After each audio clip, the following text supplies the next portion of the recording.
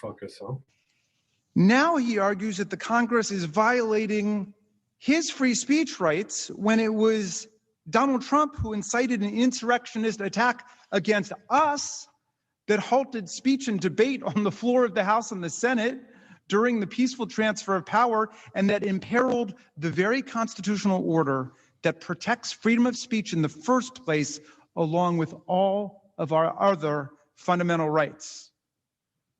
As a matter of law, as a matter of logic, President Trump's brazen attempt to invoke the First Amendment now won't hold up in any way. The basic flaw, of course, is that it completely ignores the fact that he was president of the United States, a public official.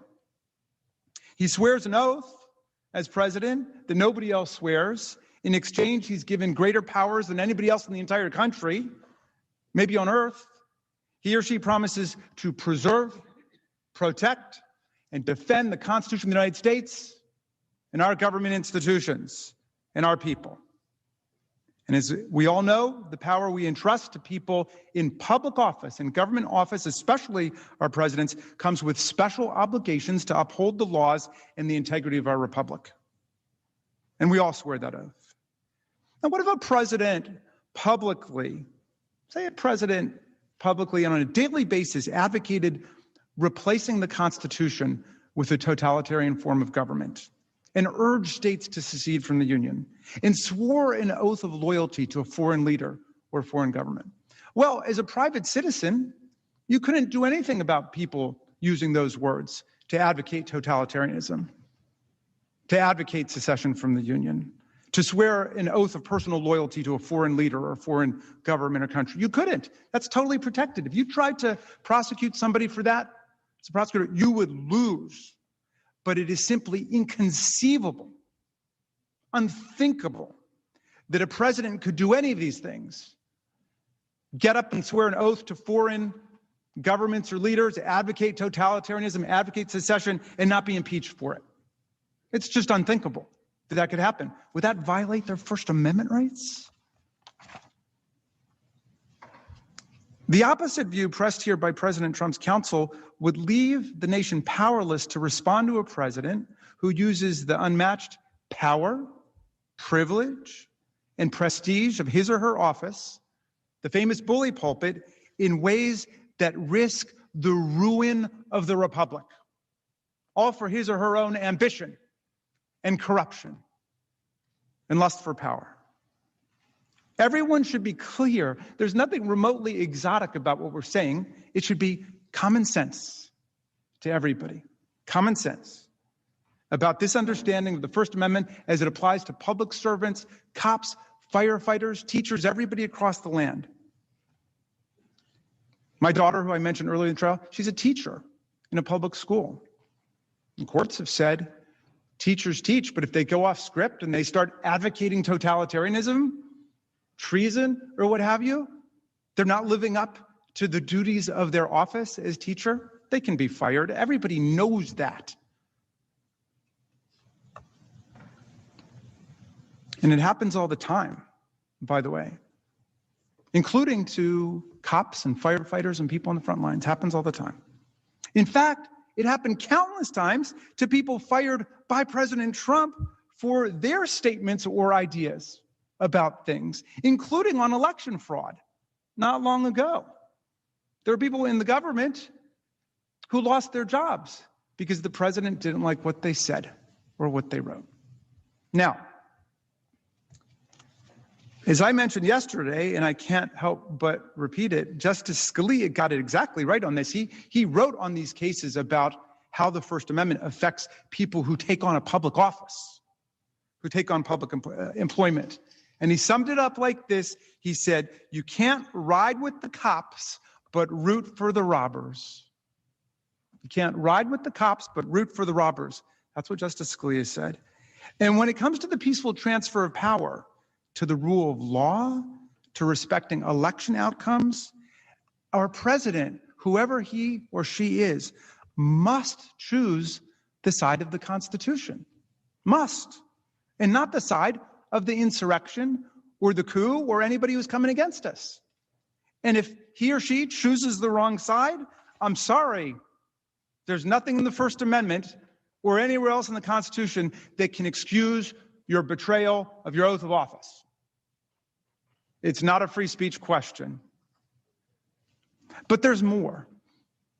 Let's play make-believe and pretend that President Trump were just a run-of-the-mill private citizen, as my colleague Mr. Nagu said, just another guy at the rally who's just expressing a deeply unpopular opinion, because we shouldn't overlook the fact that while there were thousands of people in that violent mob, they represent a tiny, tiny, tiny part of less than 1% of the population, and the vast majority of the American people reject the kind of seditious mob violence that we saw on January 6th.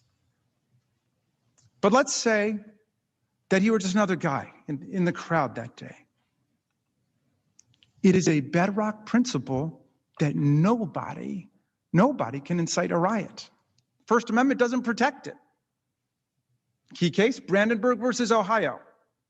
There's no First Amendment protection for speech directed to inciting or producing imminent lawless action and likely to produce such action.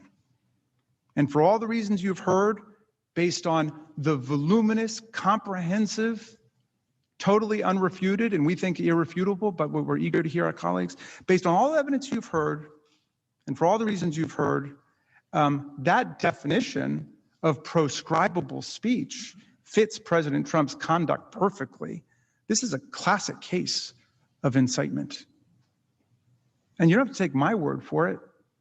The 144 free speech lawyers Mr. Nagu mentioned, who include many of the nation's most dedicated, most uncompromising free speech advocates, unlike Mr. Trump, of course, but these people agree that there is a powerful case for conviction under the Brandenburg standard, even if the President of the United States were just to be treated like some guy in the crowd. And they add, the First Amendment is no defense to the article of impeachment leveled against the former president. And I mentioned the Brandenburg standard not because it applies here. Of course it doesn't, since this is an impeachment. It's not a criminal trial, and there's no risk of jail time. Let's be clear about that. The president doesn't go to jail for 1 week, 1 day, 1 hour, or 1 minute based on impeachment and conviction and disqualification from further office. Rather, I mention it to emphasize that absolutely nobody in America would be protected by the First Amendment if they did all the things that Donald Trump did. Nobody made Donald Trump run for president and swear an oath to preserve, protect, and defend the Constitution on January 20th, 2017. But when he did, by virtue of swearing that oath and entering this high office, he took upon himself a duty to affirmatively take care that our laws would be faithfully executed under his leadership. All of the laws against federal destruction of property, all of the laws.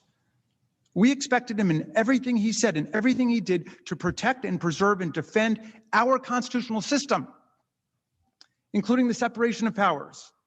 But instead, he betrayed us. And as Representative Cheney said, it was the greatest betrayal of a presidential oath in the history of the United States of America. The greatest. As I mentioned yesterday, President Trump is not even close to the proverbial citizen who falsely shouts fire in a crowded theater. He is like the now proverbial municipal fire chief who incites a mob to go set the theater on fire and not only refuses to put out the fire, but encourages the mob to keep going as the blaze spreads. We would hold that fire chief accountable. We would forbid him from that job ever again, and that's exactly what must happen here. There are hundreds of millions of citizens who can be president. Donald Trump has disqualified himself, and you must disqualify him too. Just like the fire chief who sends the mob, President Trump perverted his office by attacking the very Constitution he was sworn to uphold. In fact, that's one reason why this free speech rhetoric at this trial is so insidious. His conduct represented the most devastating and dangerous assault by a government official on our Constitution, including the First Amendment, in living memory. We wouldn't have free speech or any other rights if we didn't have the rule of law, peaceful transfer of power, and a democracy where the outcome of the election is accepted by the candidate who lost. We had it all the way up until 2020. And the central purposes of the First Amendment are democratic self-government and civic truth-seeking, two purposes that President Trump sought to undermine, not advance, in the course of his conduct, as we have definitively demonstrated this trial. The violence he incited threatened all of our freedoms. It threatened the very constitutional order that protects free speech, due process, religious free exercise, the right to vote, equal protection, and the many other fundamental rights that we all treasure and cherish as citizens of the United States. The First Amendment does not create some superpower immunity from impeachment for a president who attacks the Constitution in word and deed while rejecting the outcome of an election he happened to lose.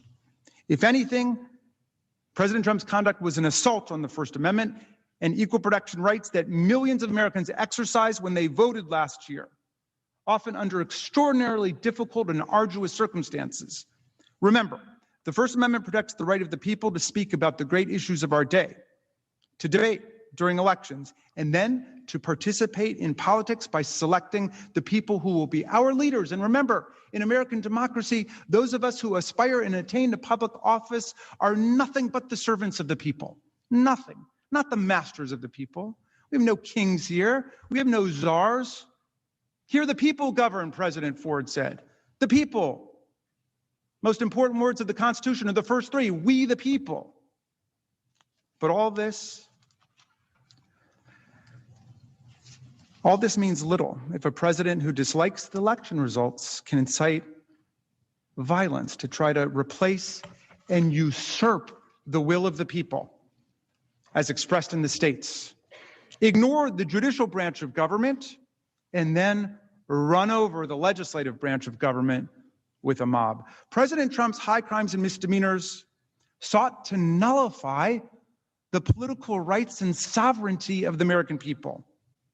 Our right as a people to deliberate, to form opinions, to persuade each other, to vote, and then to decide who our president will be. The sovereignty of the people. That's an attack on the First Amendment, I would say. In addition, President Trump's actions were a direct attack on our own freedom of speech here in the Capitol. Members of Congress are sent here to speak for their constituents. That's why we have our own little mini free speech. You are listening to a very special edition of the Devil's Advocates Radio Show, Trump Impeachment 2.0, Day 3. The prosecution, Dominic, they are wrapping up their case, we understand, this afternoon. And as soon as they wrap up, we'll be here to take your reaction in real time. Keep listening. Keep it tuned right here. Devil Radio 92.7 AM 950 KGOE 1480 AM. You are listening to the Devil's Advocates as only we can do it. Impeachment of Donald Trump 2.0 Day 3. We'll be right back. It's a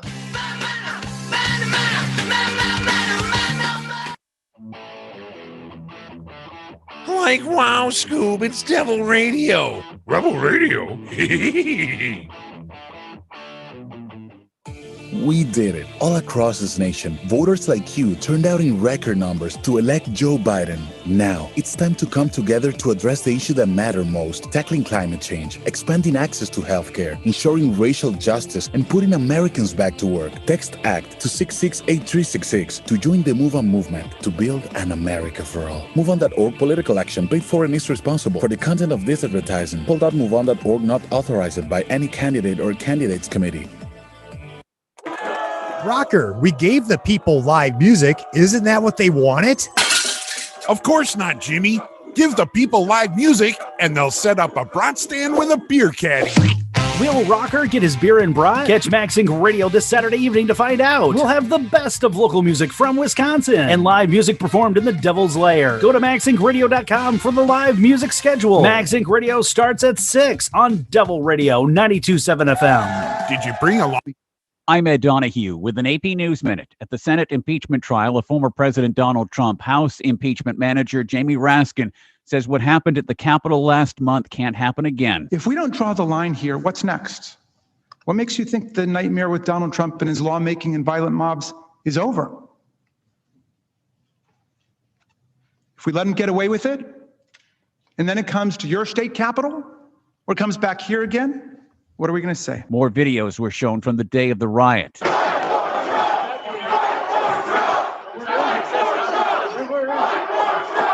Bruce Castor with the Trump defense team spoke to reporters. Did someone say that they heard directly from President Trump to do that? Yeah, that's what they said. Did you see that in trial just this morning? I don't believe that's what happened. No. The prosecution is expected to wrap up today, with the Trump team starting their statements tomorrow. I'm Ed Donahue.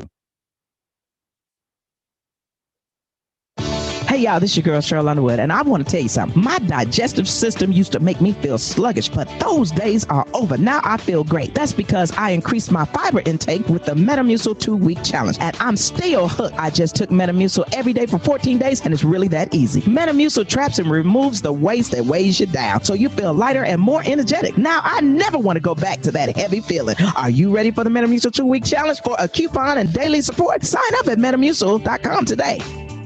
Finding great candidates to hire can be like, well, trying to find a needle in a haystack, but not with ZipRecruiter. Its powerful technology actively finds and invites qualified candidates to apply to your job. So while other companies might deliver a lot of hay, ZipRecruiter finds you the needle in the haystack. See why 4 out of 5 employers who post a job on ZipRecruiter get a quality candidate within the first day. Try ZipRecruiter for free at ZipRecruiter.com/free. That's ZipRecruiter.com/free.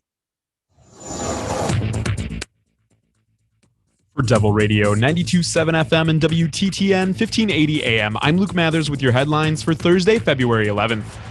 Madison School District students in grades 4K through 2nd will begin returning to classrooms in a phased approach starting March 9th, the district announced Wednesday. Kindergartners will be the first to return to school buildings on March 9th, followed by 1st and 2nd graders on March 16th, and 4K students on March 23rd. Online learning will continue to be an option for all families, Superintendent Carlton Jenkins said in a statement. In an effort to address the looming retirement savings crisis in Wisconsin, a bipartisan task force chaired by State Treasurer Sarah Godlewski is recommending a series of steps to improve the situation, including the creation of a first-of-its-kind savings account for every child born in the state that could be tapped for major purchases and saved for retirement. You're listening to Devil Radio 92.7 FM and WTTN 1580 AM. The Devil's Advocates. Sausage making never looked so good.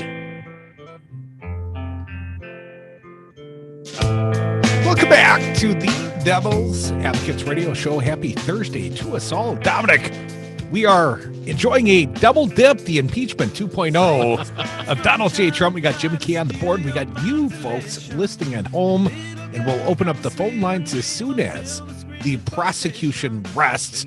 Our understanding, Donald Trump's team may take less than a day. That'd be Friday, but right now we're going back to the Senate chambers. Live testimony.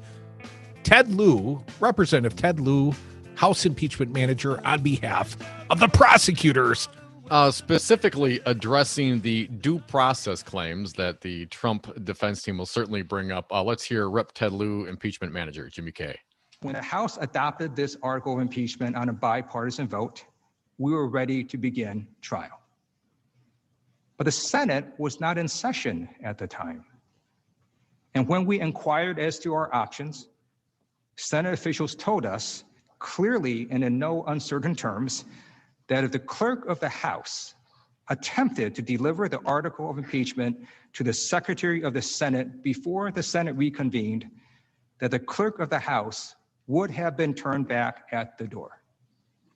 That's why the trial did not begin then. It's another reason why the president's objections of due process are meritless. And finally, let me just conclude that you all are going to see and have seen a full presentation of evidence by the House, and you're going to hear a full presentation by the president's attorneys. You're going to be able to ask questions. The Senate has the sole power to try all impeachments. President Trump is receiving any and all process that he is due right here in this chamber.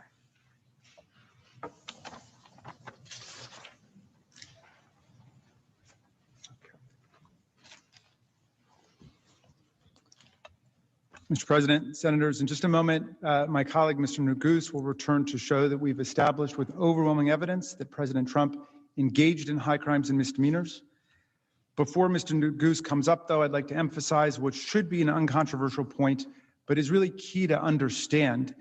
If we have proven to you the conduct that we've alleged in this article, then President Trump has indeed committed a high crime and misdemeanor under the Constitution.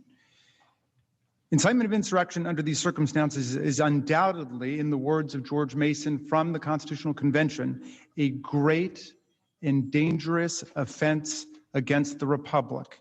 Indeed, it is hard to think of a greater or more dangerous offense against the Republic than this one. So, to be very precise about this, I hope we all can agree today that if a president does incite a violent insurrection against the government, he can be impeached for it. I hope we all can agree that that is a constitutional crime. Another key point, while President Trump's lawyers may be arguing otherwise, the question here is not whether President Trump committed a crime under the federal code or DC law or the law of any state. Impeachment does not result in criminal penalties. As we keep emphasizing, no one spends a day in jail. There are not even criminal or civil fines. Centuries of history, not to mention the constitutional text, structure, and original intent and understanding, all confirm the teaching of James Wilson, another framer who wrote that impeachments and offenses come not within the sphere of ordinary jurisprudence. Simply put, impeachment was created for a purpose separate and distinct from criminal punishment. It was created to prevent and deter elected officials who swear an oath to represent America, but then commit dangerous offenses against our republic. That's a constitutional crime. And senators, what greater offense could one commit than to incite a violent insurrection at our seat of government during the peaceful transfer of power? In circumstances where violence is foreseeable, where a crowd is poised for violence to provoke a mob of thousands to attack us with weapons and sticks and poles, to bludgeon and beat our law enforcement officers and to deface these sacred walls and to trash the place, and to do so while seeking to stop us from fulfilling our own oaths, our own duties to uphold the Constitution by counting the votes from our free and fair elections, and then to sit back and watch in delight as insurrectionists attack us, violating a sacred oath and engaging in a profound dereliction and desertion of duty? How can we assure that our commander-in-chief will protect, preserve, and defend us and our Constitution if we don't hold a president accountable in a circumstance like this? What is impeachable conduct if not this? I challenge you all to think about it. If you think this is not impeachable, what is? What would be? If President Trump's lawyers endorse his breathtaking assertion that his conduct in inciting these events was totally appropriate, and the Senate acquits Donald Trump, then any president could incite and provoke insurrectionary violence against us again. If you don't find this a high crime and misdemeanor today, you have set a new terrible standard for presidential misconduct in the United States of America. The only real question here is the factual one. Did we prove that Donald Trump, while president of the United States, incited a violent insurrection against the government? Incitement, of course, is an inherently fact-based and fact-intensive judgment, which is why we commend you all for your scrupulous attention to everything that took place.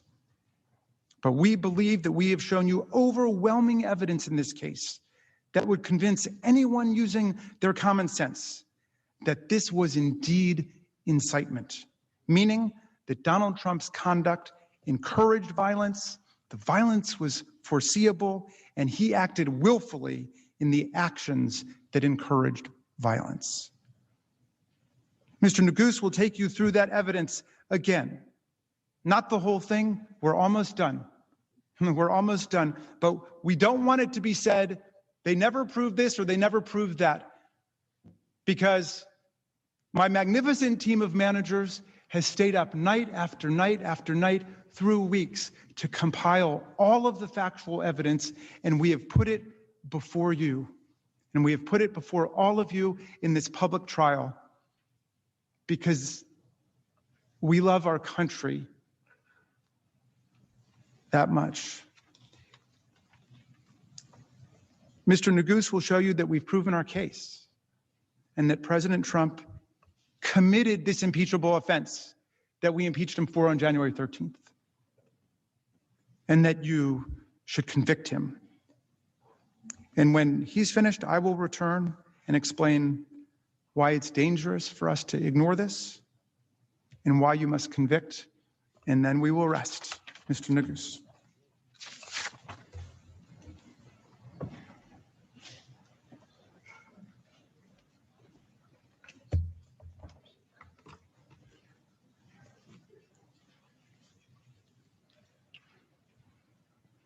Mr. President, distinguished senators, good afternoon again.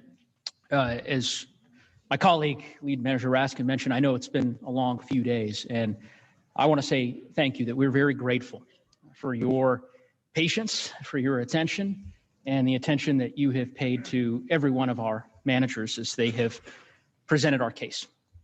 As Lead Manager Raskin mentioned, I hope, I trust that we could all agree that if a president incites a violent insurrection against our government, that that's impeachable conduct. So what I'd like to do as we close our case is just walk you through why our evidence overwhelmingly establishes that President Trump committed that offense. Now, as you consider that question of whether the president incited an insurrection, there are three questions that reasonably come to mind. Was violence foreseeable? Did he encourage violence? And did he act willfully? And I'm going to show you why the answer to every one of those questions has to be yes. First, let's start with foreseeability. Was it foreseeable that the violence would erupt on January 6th if President Trump lit a spark? Was it predictable that the crowd at the Save America rally was poised on a hair trigger for violence, that they would fight, literally, if provoked to do so? Of course it was. When President Trump stood up to that podium on January 6th, he knew that many in that crowd were inflamed, were armed, were ready for violence. It was an explosive situation, and he knew it. We've shown you the evidence on this point. You've seen it. The images, the videos, the articles, and the pattern, which show that the violence on that terrible day was entirely foreseeable. We've showed you how this all began with the big lie, the claim that the election was rigged and that President Trump and his supporters were the victims of a massive fraud, a massive conspiracy to rip away their votes. We've showed you how President Trump spread that lie and how over the course of months, with his support and encouragement, it inflamed part of his base, resulting in death threats, real-world violence, and increasingly extreme calls to stop the steal.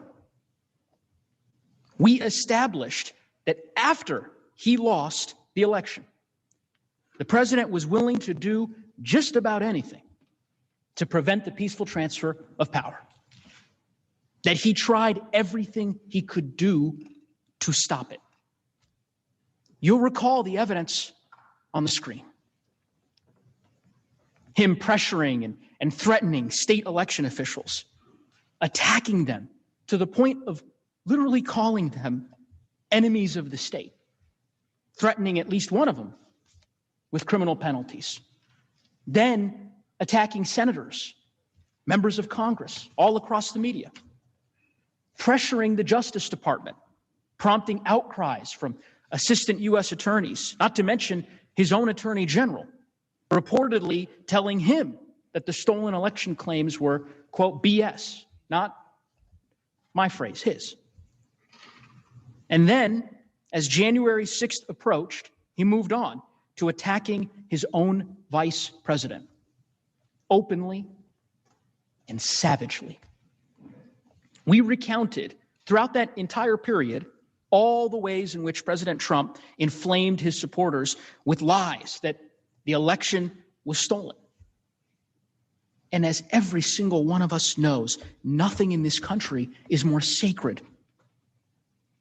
nothing, than our right to vote, our voice.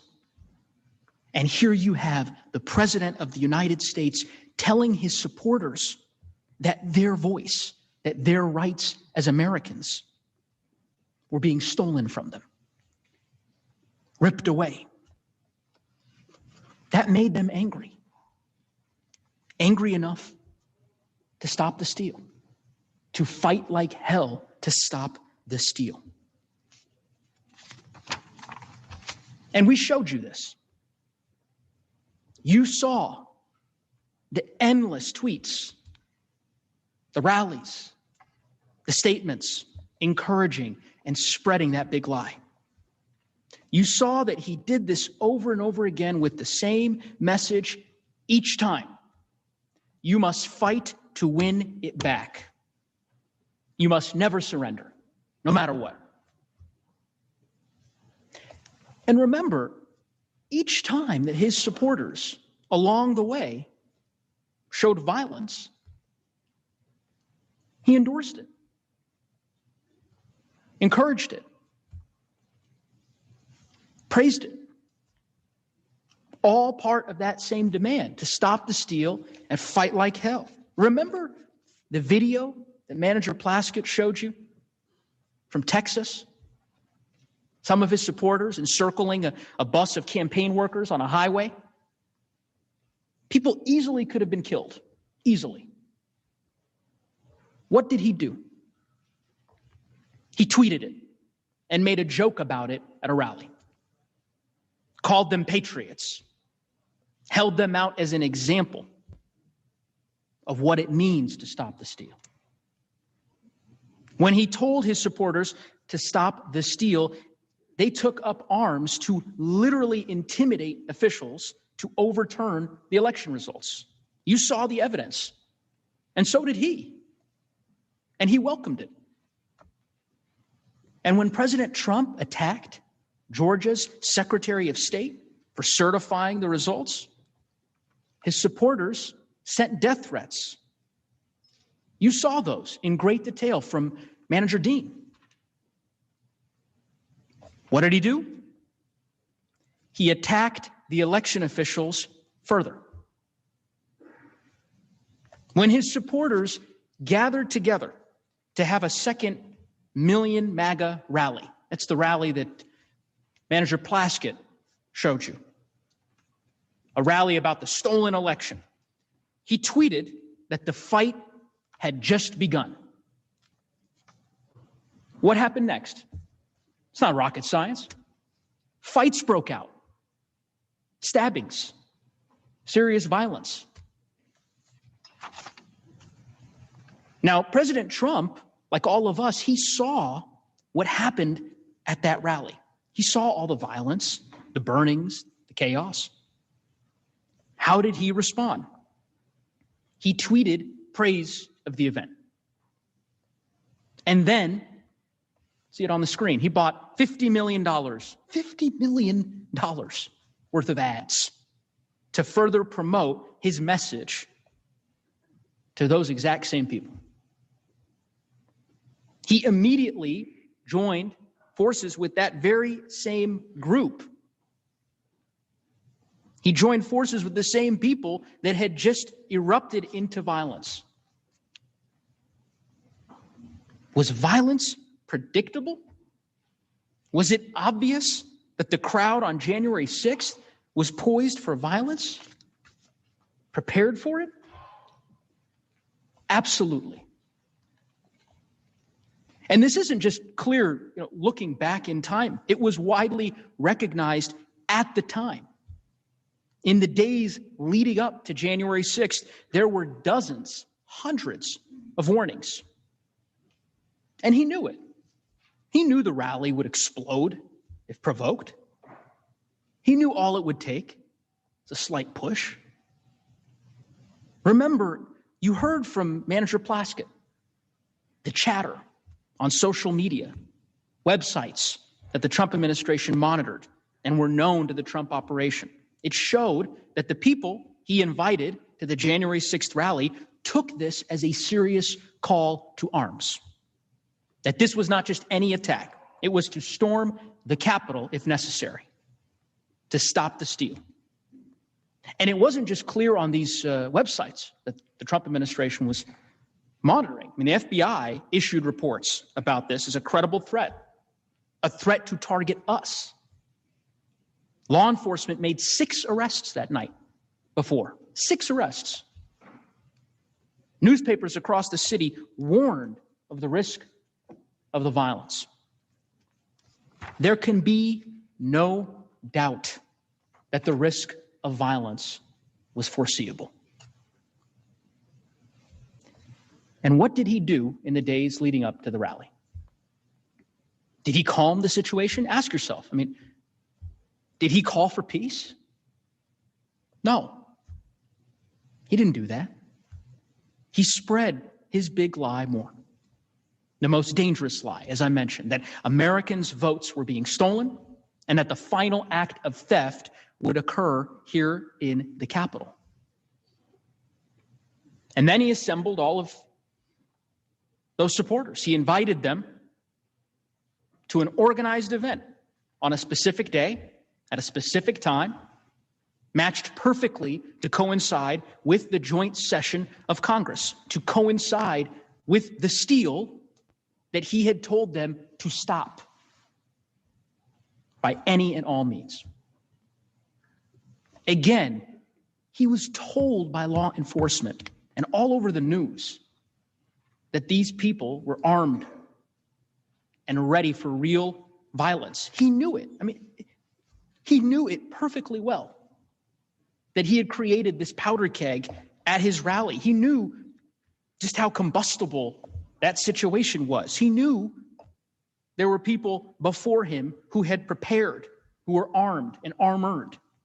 He knew they would jump to violence at any signal, at any sign from him that he needed them to fight, that he needed them to stop the steal. And we all know what happened next. Second question. Did he encourage the violence? Standing in that powder keg, did he light a match? Everyone knows the answer to that question. The hours of video you all have watched leave no doubt. Just remember what he said on January 6th. All of us here today do not want to see our election victory stolen. There's never been anything like this. It's a pure theft in American history. Everybody knows it. Make no mistake, this election was stolen from you, from me, and from the country.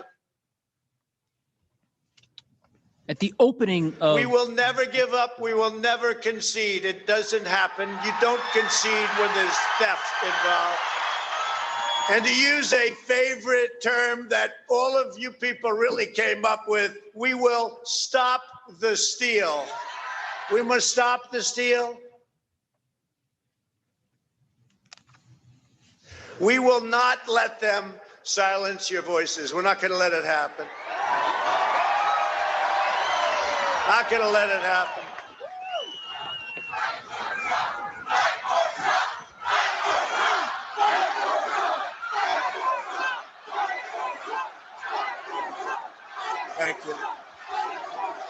And you have to get your people to fight, because you'll never take back our country with weakness. You have to show strength, and you have to be strong. And we fight. We fight like hell. And if you don't fight like hell, you're not going to have a country anymore. You may remember at the outset of this trial that I told you you'd hear three phrases over and over and over again. The big lie that the election had been stolen, stop the steal and never concede, and fight like hell to stop that steal. You heard those phrases throughout the course of this trial, video after video, statement after statement, telling his supporters that they should be patriots, to fight hard to stop the steal. And on that day, where did he direct the crowd's ire? He directed them here, to Congress. He quite literally, at one part of that speech, pointed at us. He told them to fight like hell, and if you don't fight like hell, you're not going to have a country anymore. And here's the thing, that wasn't metaphorical. It wasn't rhetorical. He'd already made it perfectly clear that when he said fight, he meant it. And that when followers, in fact, fought, when they engaged in violence, that he'd praise and honor them as patriots. He implied that it was okay to break the law because the election was being stolen. You heard it. You remember the clip that Manager Dean showed you earlier in this trial. He told them, quote is on the screen, when you catch somebody in a fraud, you're allowed to go by very different rules. Remember how all of his supporters, some of his supporters across social media were treating this as a war, talking about bringing in the cavalry? Well, President Trump made clear what those different rules were. He'd been making it clear for months. So, let's have trial by combat.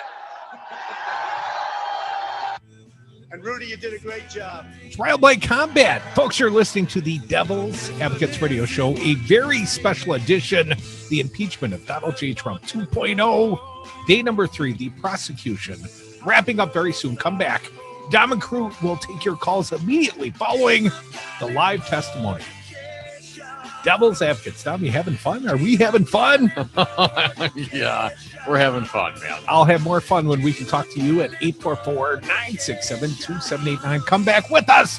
More Devil's Advocates. Hour 2 of the impeachment of Donald J. Trump is next.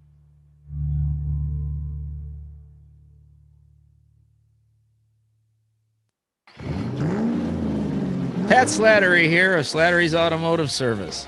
Winter's coming, and that means now's the time for you to start thinking about snow tires. Travel winter roads with ease on Hakkapeliitta snow tires. Hakkapeliitta is the top-of-the-line snow tire, made in Finland and eco-friendly. If it's snowing, they'll get you there. Give me a call at 608-848-6123 to get yours set. Slattery's Automotive Service, your trusted choice for local service and repairs for all your automotive needs.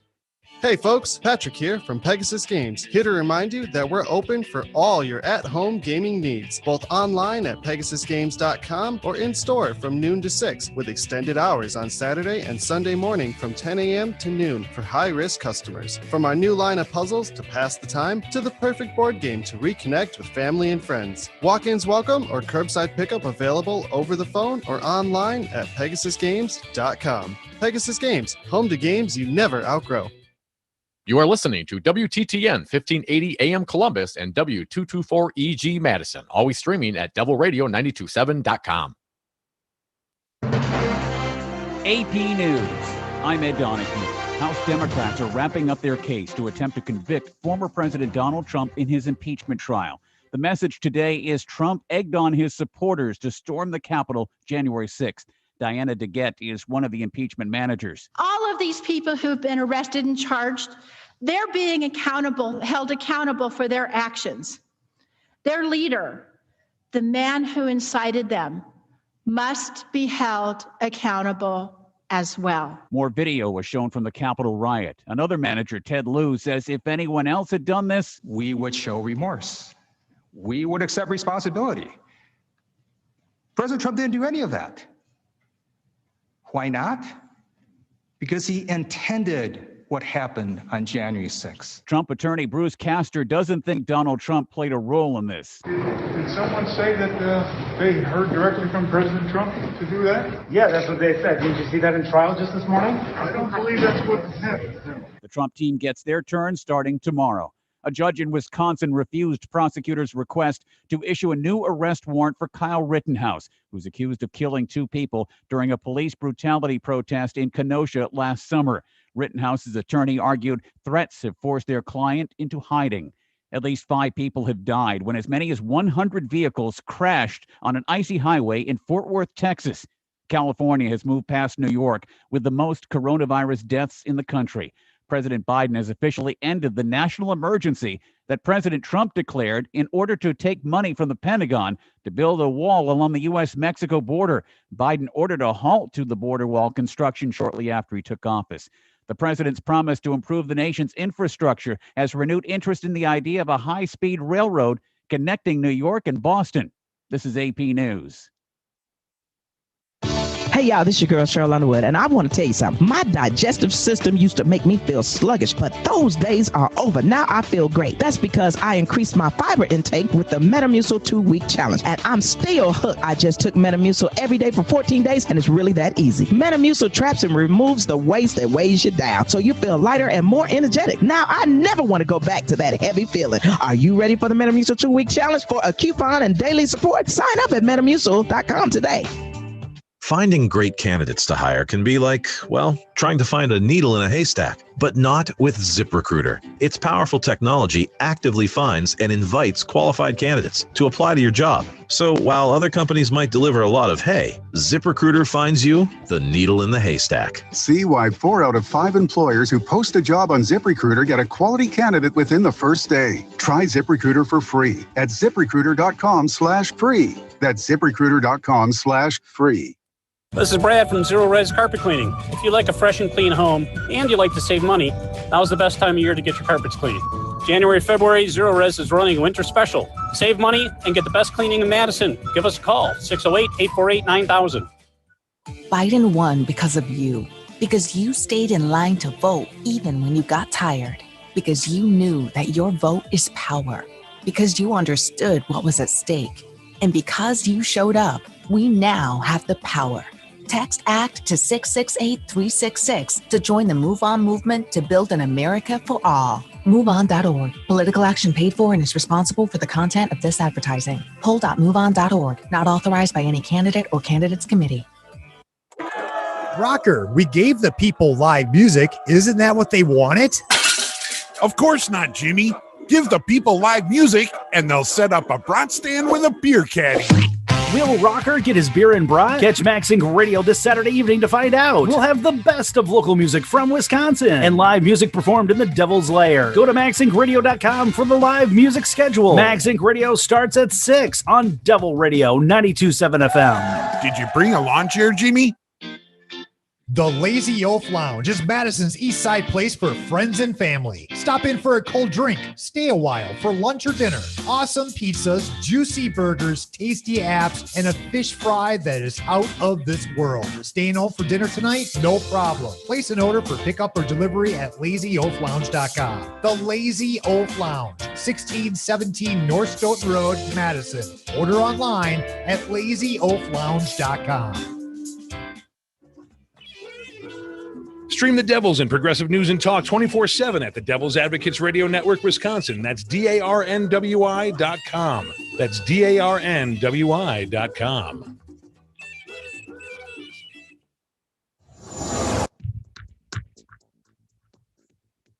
For Devil Radio 92.7 FM and WTTN 1580 AM, I'm Luke Mathers with your headlines for Thursday, February 11th. The Wisconsin Supreme Court has been asked to strike down Governor Tony Evers' latest statewide mask mandate, less than a week after the legislature struck down a previous order and the governor quickly issued a new one. A prominent Republican donor asked the court late Tuesday to issue a temporary injunction to block the mask order Evers issued on February 4th, just after the GOP-controlled legislature voted to repeal an earlier order. The lawsuit challenging Evers' authority to issue multiple emergency orders remains before the Supreme Court, which heard arguments in November but is yet to issue a ruling. Southern Wisconsin remains in a wind chill advisory this morning. Forecasts of cloudy skies today with a chance for afternoon and evening snowfall. High today of 8 degrees, low of -3 degrees. You're listening to Devil Radio, 92.7 FM and WTTN 1580 AM. Warning, you are about to listen to the greatest radio show ever. And due to contractual obligations and to shield our airwaves corporate licensees from any semblance of liability, responsibility, and gullibility, we must tell you the views represented on this show are not necessarily those of this station or its management. This radio show contains differing points of view on current political topics, and due to the nature of its contents, it should be heard by everyone. Thank you for listening. Now live from the heart of liberal Wisconsin, where the political party is just beginning, welcome to the Devil's Advocate Show. Best friends proving it's never personal, only politics. Please allow me to introduce myself. Now here are your hosts, Dom and Crute. Welcome back. Hour 2 of the Devil's Advocates radio show. Dominic, the impeachment of Donald J. Trump 2.0, day 3, hour like 72, it feels like. Buddy, we're going to go back to the live Senate testimony. Any thoughts before we do? Rep. Joe Neguse, impeachment manager right now, laying down the case. Again, the dereliction of duty of Donald Trump. And, one of the things that really strikes me most about his testimony, and this has been brought up before, the fact that Donald Trump, when he wants something, he does it, right? His lack of reaction and certainly his lack of remorse, in this case, they're highlighting that, and I think it does not bode well for the former president. It's almost like he takes no responsibility whatsoever. Almost like that. Let's go back to the live testimony, the impeachment of Donald J. Trump in the Senate. It's happening right now. Neguse and then Jamie Raskin is going to close for the prosecution, the Democratic House impeachment managers, but we'll take you to the live testimony. Joe Neguse, Democratic impeachment manager, played for the people, Jimmy Kay. Senators, the evidence is clear. We showed you statements, videos, affidavits that prove President Trump incited an insurrection that he alone had the power to stop. And the fact that he didn't stop it, the fact that he incited a lawless attack and abdicated his duty to defend us from it, the fact that he actually further inflamed that mob, attacking his vice president while assassins were pursuing him in this Capitol, more than requires conviction and disqualification. We humbly ask you to convict President Trump for the crime for which he is overwhelmingly guilty of. Because if you don't, if we pretend this didn't happen, or worse, if we let it go unanswered, who's to say it won't happen again?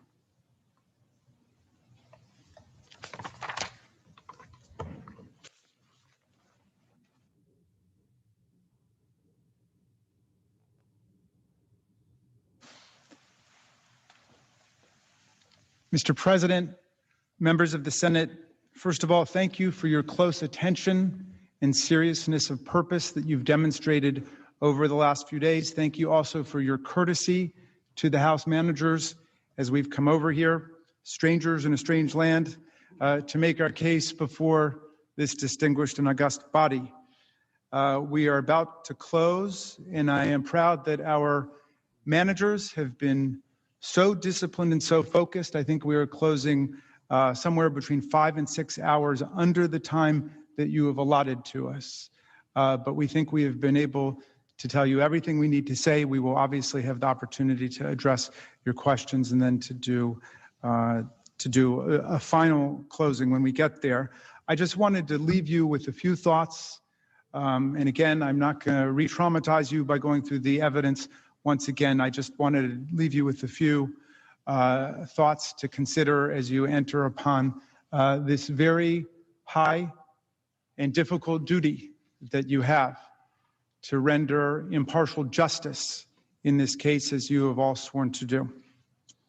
And I wanted to start simply by saying that in the history of humanity, democracy is an extremely rare and fragile and precarious and transitory thing. Abraham Lincoln knew that when he spoke from the battlefield and vowed that government of the people, by the people, and for the people shall not perish from the earth. But he was speaking not long after the republic was created, and he was trying to prove that point, that we would not allow it to perish from the earth. For most of history, the norm has been dictators, autocrats, bullies, despots, tyrants, cowards who take over our governments. For most of the history of the world. And that's why America is such a miracle. We were founded on the extraordinary principles of the inalienable rights of the people and the consent of the governed and the fundamental equality of all of us. You know, when Lincoln said, government of the people, by the people, and for the people, and he hearkened back to the Declaration of Independence when he said 7 years ago, he knew that that wasn't how we started. We started imperfectly. We started as a slave republic. Lincoln knew that. But he was struggling to make the country better.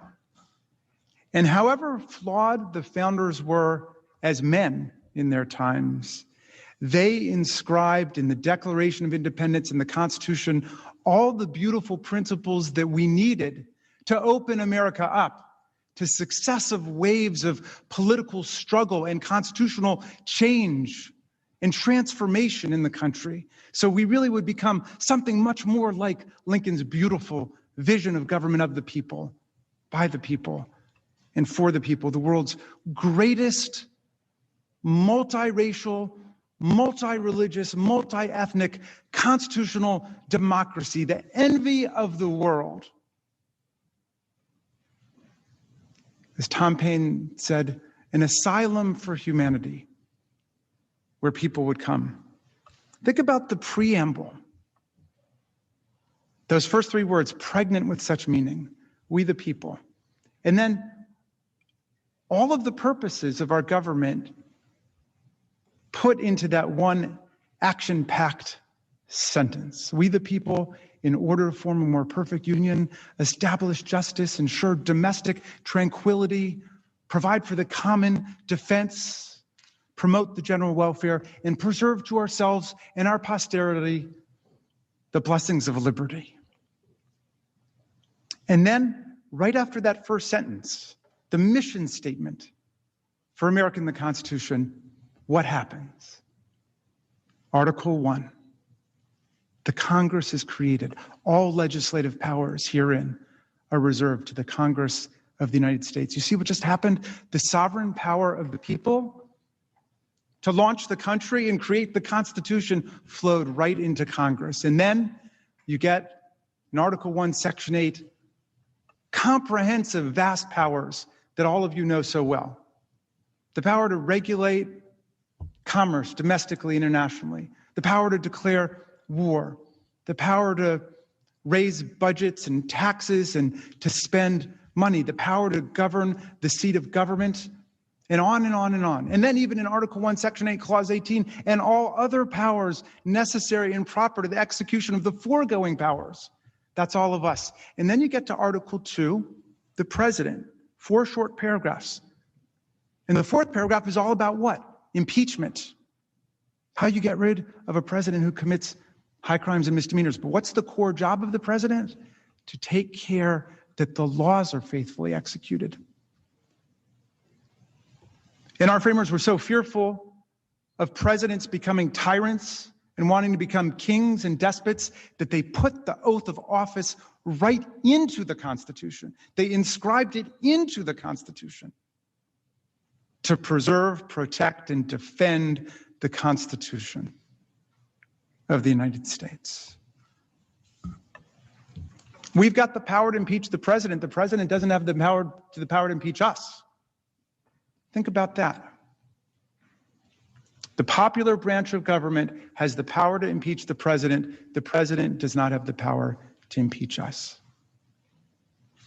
And as I said before, all of us who aspire and attain to public office are nothing but the servants of the people. And the way the framers would have it is the moment that we no longer acted as servants of the people, but as masters of the people, as violators of the people's rights, that was the time to impeach, remove, convict, disqualify, start all over again. Because the interests of the people are so much greater than the interests of one person, any one person, even the greatest person in the country. The interests of the people are what count. Now, when we sit down and we close, our distinguished counterparts, the defense counsel, who have waited very patiently, and thank you, will stand up and seek to defend the president's conduct on the facts, which I think they will. It has already been decided by the Senate on Tuesday that the Senate has constitutional jurisdiction over this impeachment case brought to you by the United States House of Representatives. So we've put that jurisdictional constitutional issue to bed. It is over. It's already been voted on. This is a trial on the facts of what happened. An incitement, as we said, is a fact-intensive investigation and judgment that each of you will have to make. We've made our very best effort to set forth every single relevant fact that we know in the most objective and honest light. We trust and we hope that the defense will understand the constitutional gravity and solemnity of this trial by focusing like a laser beam on the facts and not return to the constitutional argument that's already been decided by the Senate. Just as a defense lawyer who loses a motion to dismiss on a constitutional basis in a criminal case must let that go and then focus on the facts which are being presented by the prosecutors in detail, they must let this constitutional jurisdictional argument go. Not just because it's frivolous and wrong, as nearly every expert scholar in America opined, but because it's not relevant to the jury's consideration of the facts of the case. So our friends must work to answer all of the overwhelming, detailed, specific, factual, and documentary evidence we have introduced of the president's clear and overwhelming guilt in inciting violent insurrection against the Union. Now, Donald Trump last week turned down our invitation to come testify about his actions, and therefore we've not been able to ask him any questions directly as of this point. Therefore, during the course of their 16-hour allotted presentation, we would pose these preliminary questions to his, which I think are on everyone's minds right now, in which we would have asked Mr. Trump himself if he had chosen to come and testify about his actions and inactions when we invited him last week. One, why did President Trump not tell his supporters to stop the attack on the Capitol as soon as he learned of it? Why did President Trump do nothing to stop the attack for at least 2 hours after the attack began? As our constitutional commander-in-chief, why did he do nothing to send help to our overwhelmed and besieged law enforcement officers for at least 2 hours on January 16th after the attack began? On January 6th, why did President Trump not at any point that day condemn the violent insurrection and the insurrectionists. And I'll add a legal question that I hope his distinguished counsel will address.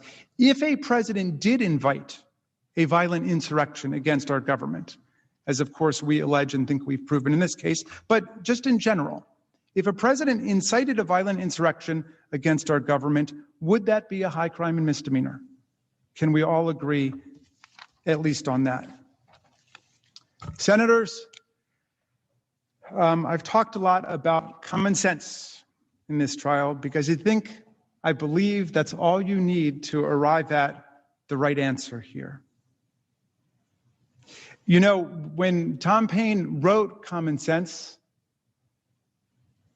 the pamphlet that launched the American Revolution, he said that common sense really meant two different things. One, common sense is the understanding that we all have without advanced learning and education. Common sense is the sense accessible to everybody, but common sense is also the sense that we all have in common as a community.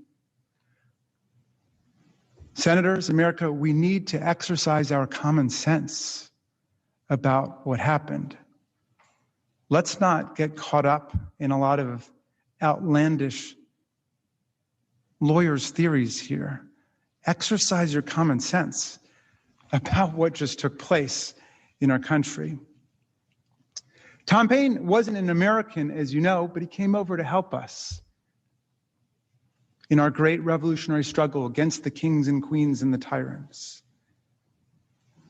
And in 1776, in the crisis, he wrote these beautiful words. It was a very tough time for the country. People didn't know which way things were going to go. Were we going to win? Against all hope? Because for most of the rest of human history, it had been the kings and the queens and the tyrants and the nobles lording it over the common people. Could political self-government work in America was the question. And Paine wrote this pamphlet called The Crisis. And in it, he said these beautiful words. And with your permission, I'm going to update the language a little bit, pursuant to a suggestion of Speaker Pelosi, so as not to offend modern sensibilities. Okay. But he said, these are the times that try men and women's souls. These are the times that try men and women's souls.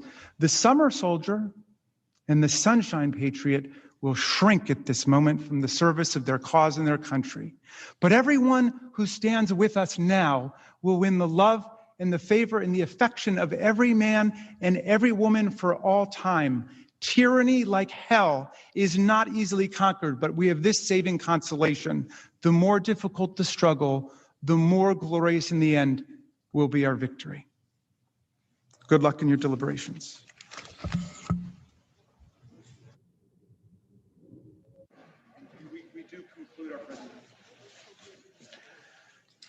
Thank you. Thank you. Now I have two, we're going to do the adjournment resolution in a moment. I have two other things that we have to do. They're quick. First, Mr. President, I ask unanimous consent that it be in order to make several unanimous consent requests as if in legislative session. The objection is ordered. I ask unanimous consent that on Friday, February 12th, from 10:30 to 11:30 a.m., that notwithstanding adjournment, the Senate be able to receive House messages and executive matters. Committees be authorized to report legislative and executive matters, and senators be allowed to submit statements for the record, introduce bills and resolutions, and make co-sponsor requests, and where applicable, the Secretary of the Senate, on behalf of the presiding officer, be permitted to refer such matters. The objection is allowed. And a second request, poignantly appropriate at this moment. I ask unanimous consent that pursuant to the order of the Senate of January 24th, 1901, the traditional reading of Washington's farewell address take place on Monday, February 22nd, following the prayer and pledge. Further, that Senator Portman be recognized to deliver the address. Is there objection? Not hearing objection, it's ordered. And finally, Mr. President, I ask unanimous consent the trial adjourn until 12 noon tomorrow, Friday, February 12th, and this also constitute the adjournment of the Senate.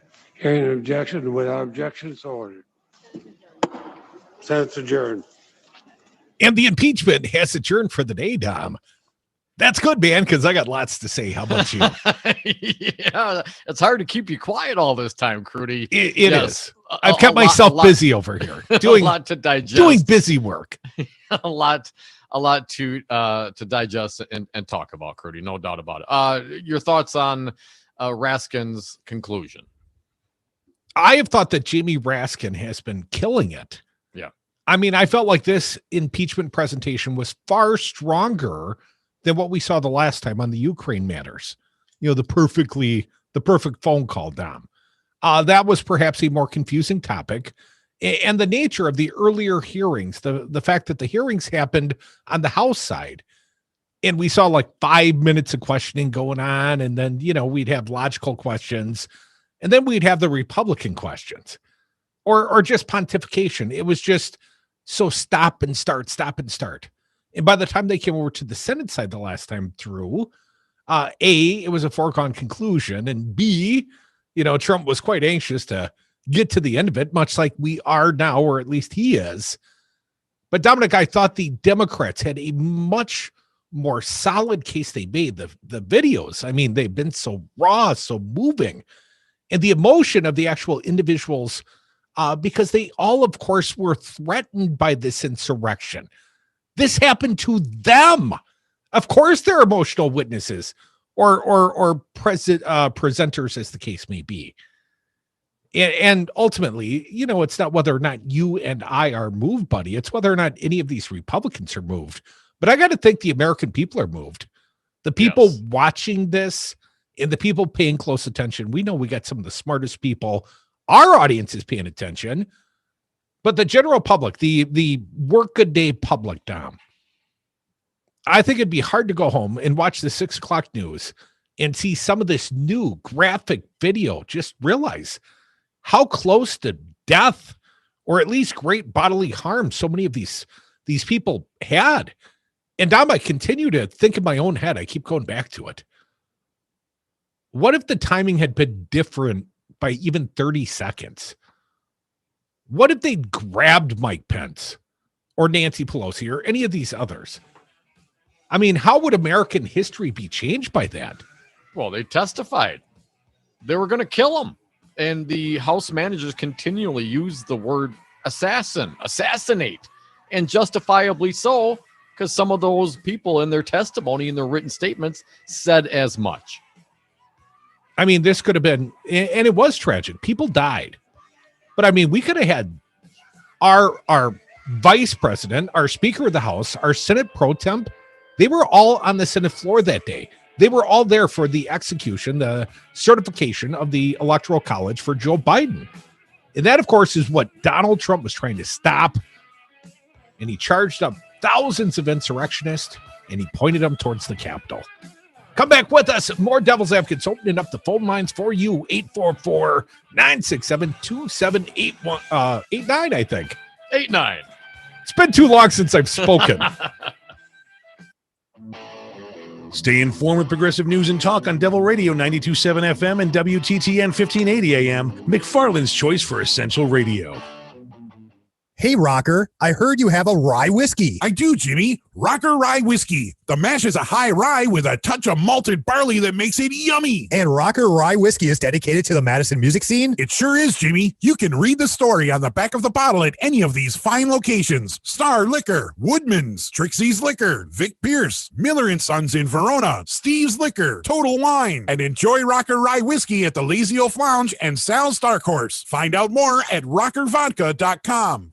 Hey, Dom, is your carpeting starting to have a little bit of a funk to it? That's a bit of a personal question, Crudy. No, I know this is really busy time for one of our sponsors, Zero Res of Madison. People want a cleaner, healthier home. You mean spending the entire quarantine locked in with bacteria and allergens isn't healthy? Who knew? You want to get it professionally cleaned well before it gets funky. Even if you vacuum frequently, I vacuum a lot. You still need to get it professionally cleaned. Schedule your carpet cleaning online at ZeroResMadison.com. Tell them the Devil's Advocate sent you.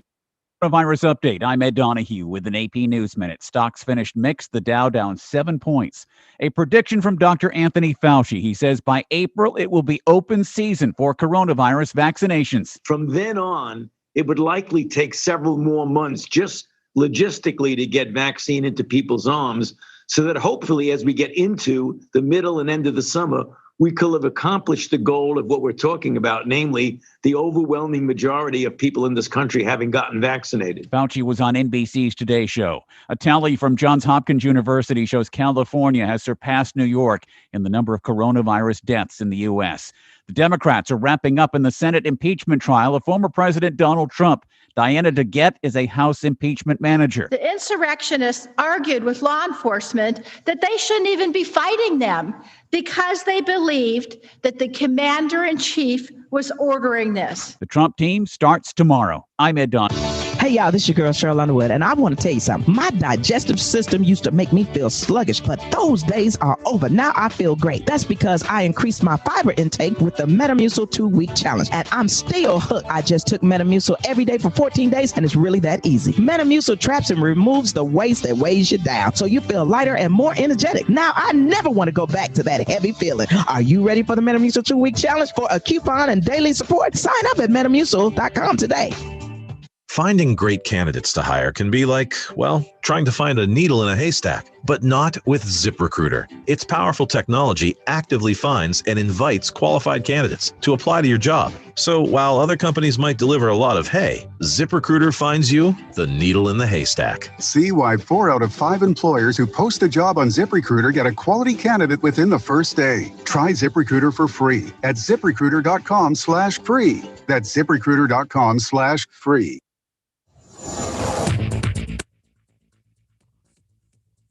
For Devil Radio, 92.7 FM and WTTN 1580 AM, I'm Luke Mathers with your headlines for Thursday, February 11th.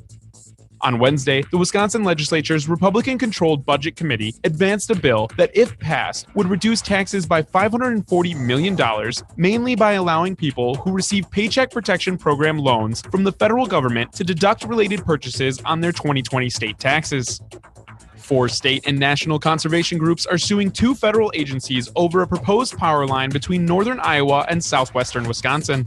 The groups claim the U.S. Fish and Wildlife Service violated federal law by authorizing the line, known as Cardinal Hickory Creek, to cross the Upper Mississippi River National Wildlife and Fish Refuge, and the USDA's Rural Utilities Service failed to consider alternatives in its environmental review. You're listening to Devil Radio.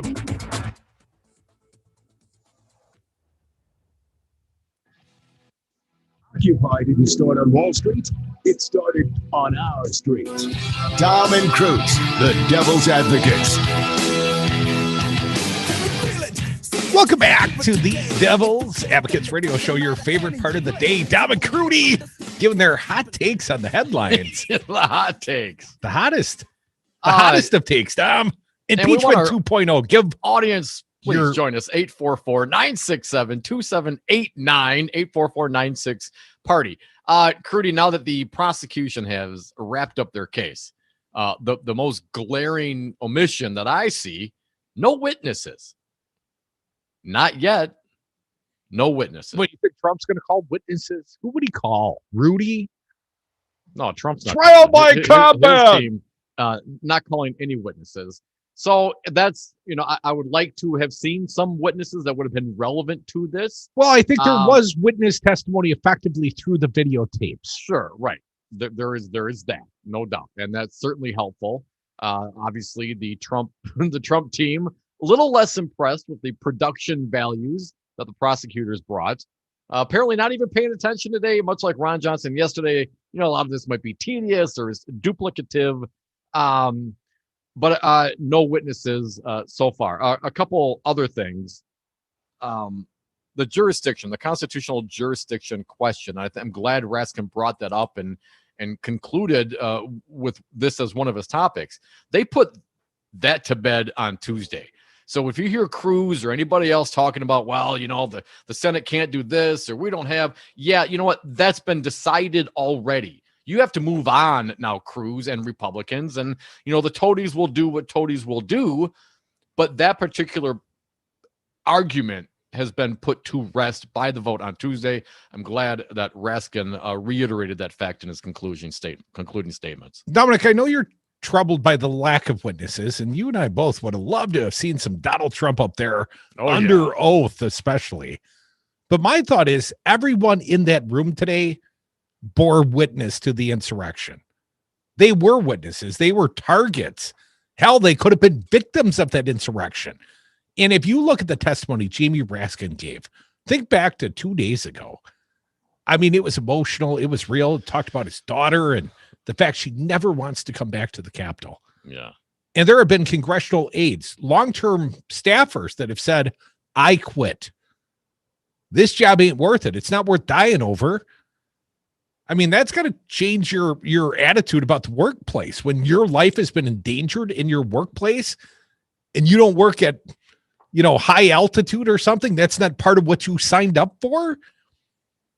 So I would say there have been witnesses, Dom, and I think some of the impeachment managers have acted very emotionally as witnesses. I think they have not only presented the case, they've talked about their own stories and their own emotion and their own feelings. And the fact that many of them called their spouses and said, this could be the last time I talk to you. Many of them had a hole up behind barricaded office doors as insurrectionists were at the gates. So I think, there will be the Josh Hawleys and the Ron Johnsons and the Ted Cruzes, the guys that try to pretend like this never happened, because of course they're just as guilty, or at least they are co-conspirators. They're complicit. They're culpable for the insurrection because they're the very senators, of course, that raised the objection, that raised the big lie. They wanted to bring it to the floor. We're going to object to the Electoral College outcome in Arizona, in Pennsylvania, Georgia. They would have gotten to Wisconsin eventually. I mean, the very insurrection happened to prevent the counting of the votes. Democracy is what they were trying to end that day. And the fact that Ted Cruz and Ron and Holly don't want to pay attention, to do so would be too damning for them. That's what they brought upon this nation. The questions also posed, why did Trump not tell the crowd to stop as soon as he became aware of it, right? And after 2 hours, why was there no hope? We concluded the show yesterday. Why wasn't the cavalry sent in? I mean, are you kidding me, Crudy? If I had the capabilities and the wherewithal to order in the National Guard, the cavalry, to save my political adversaries and my political friends, to do that, I would do it. Who would not do it? Donald Trump didn't do it. He never condemned it, right? He never condemned it and condemned it. In fact, he said, this is what happens.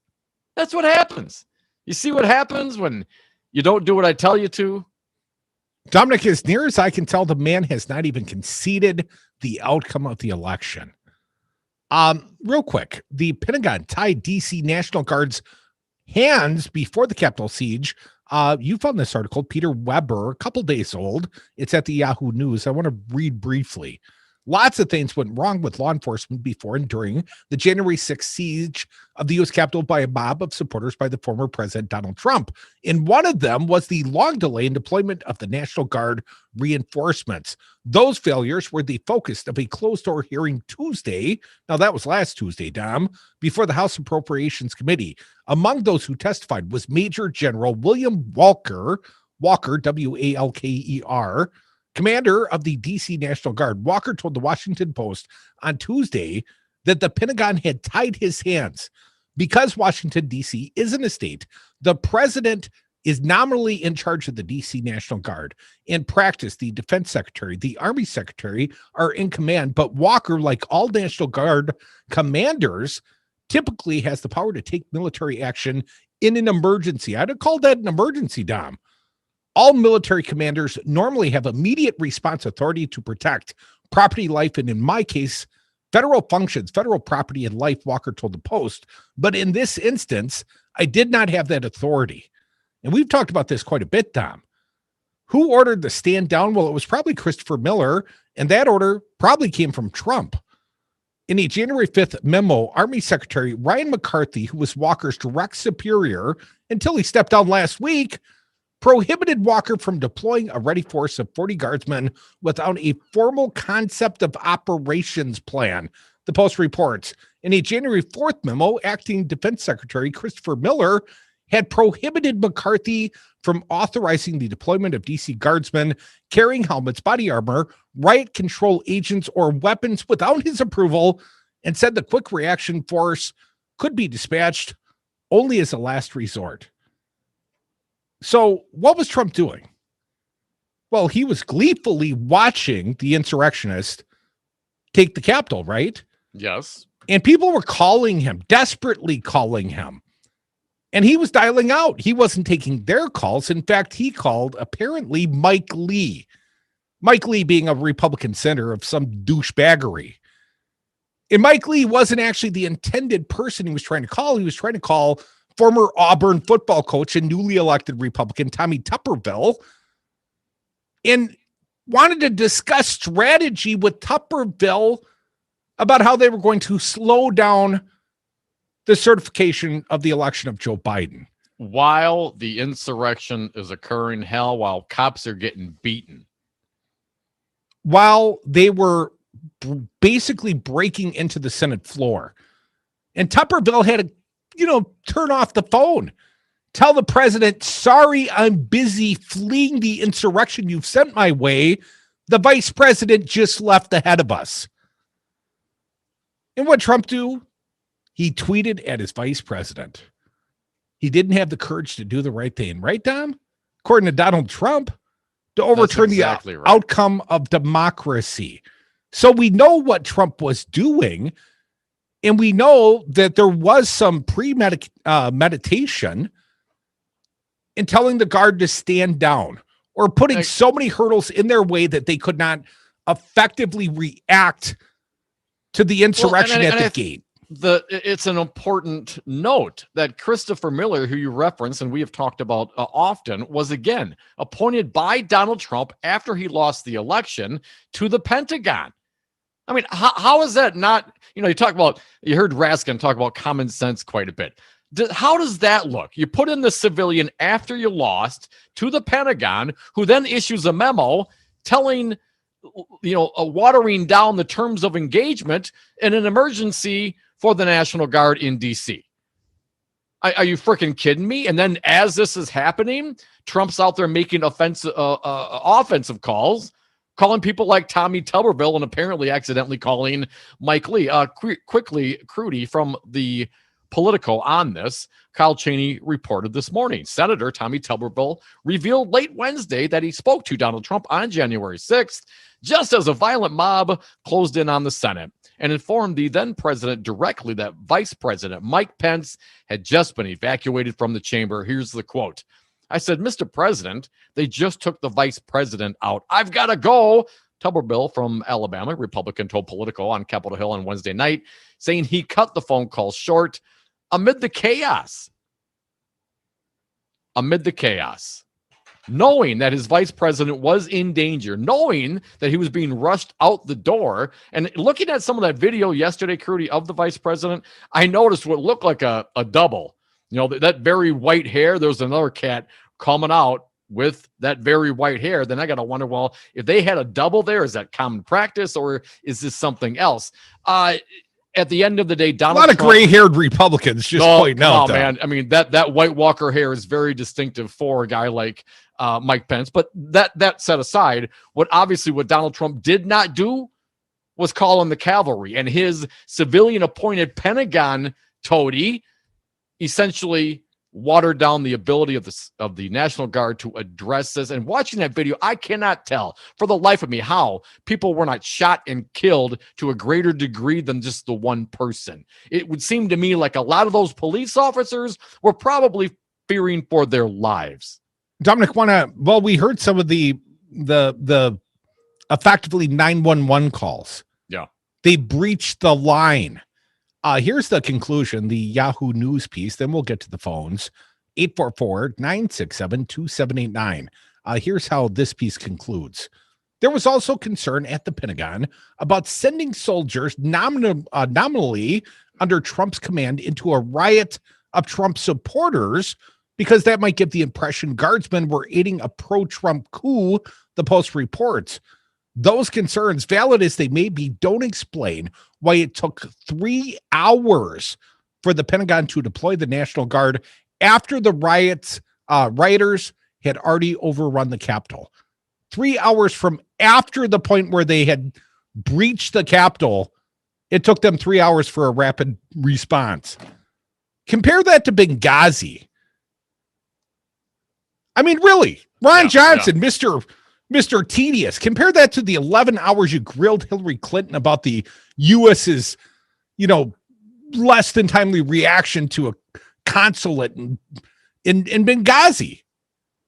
And tell me how the president's actions, the 3 hours of inaction, 3 hours after the Capitol was breached, 3 hours in which your hand-placed civilian director, Christopher Miller, basically said, nope, can't do it.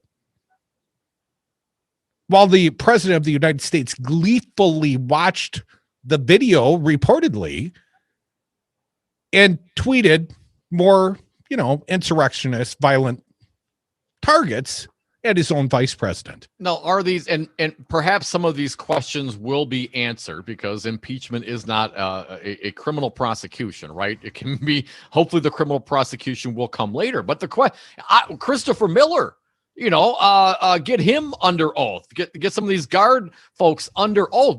Where is that? The memo, that none of those things were brought up. They mentioned the laying of the groundwork, the big lie. We went through many tweets of Donald Trump talking about this, stop the steal and the fraud. They mentioned the $50 million in ads, apparently, that Trump that was new news. That was new news. $50 million. We've read 2.7 post-election $50 million to inspire his followers to show up for the wild times in DC. They happened the day they were just supposed to certify the vote for his electoral opponent, Joe Biden. I'm sure that $50 million ad spend purely coincidental, Don. And the fact that thousands, according to the conservatives at the time, hundreds of thousands showed up in D.C. at the direction of that president, were activated by his words, marched on the Capitol, breached the Capitol, went looking for blood.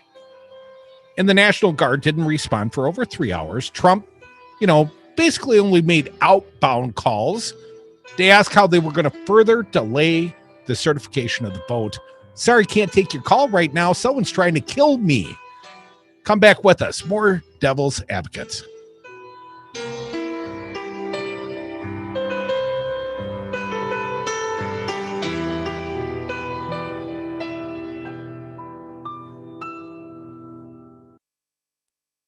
The Devil's Advocates. Darren from Madison tells us he's a former Capitol Police officer. You can't even compare the two of what happened, yesterday and with Act 10. Darren, did you as a Capitol Police officer ever witness any violence in the Wisconsin State Capitol? Nope, not at all. It's about as peaceful can be when it comes to peaceful protesting. It was an unlawful assembly. But at the end of the day, there was no violence at the end of the day. It was people coming in and singing. Listen to Devil's Advocates live weekdays from 2 to 5 p.m. America has chosen Joe Biden and Kamala Harris to lead our country. Now it's time to get to work. Time to expand healthcare and tackle the coronavirus pandemic. Time to restore our democracy and unify our nation. It's time to put this administration to work for us. Text ACT to 668-366 to join the Move On movement to build an America for all. MoveOn.org. Political action paid for and is responsible for the content of this advertising. Hold.moveon.org. Not authorized by any candidate or candidates committee.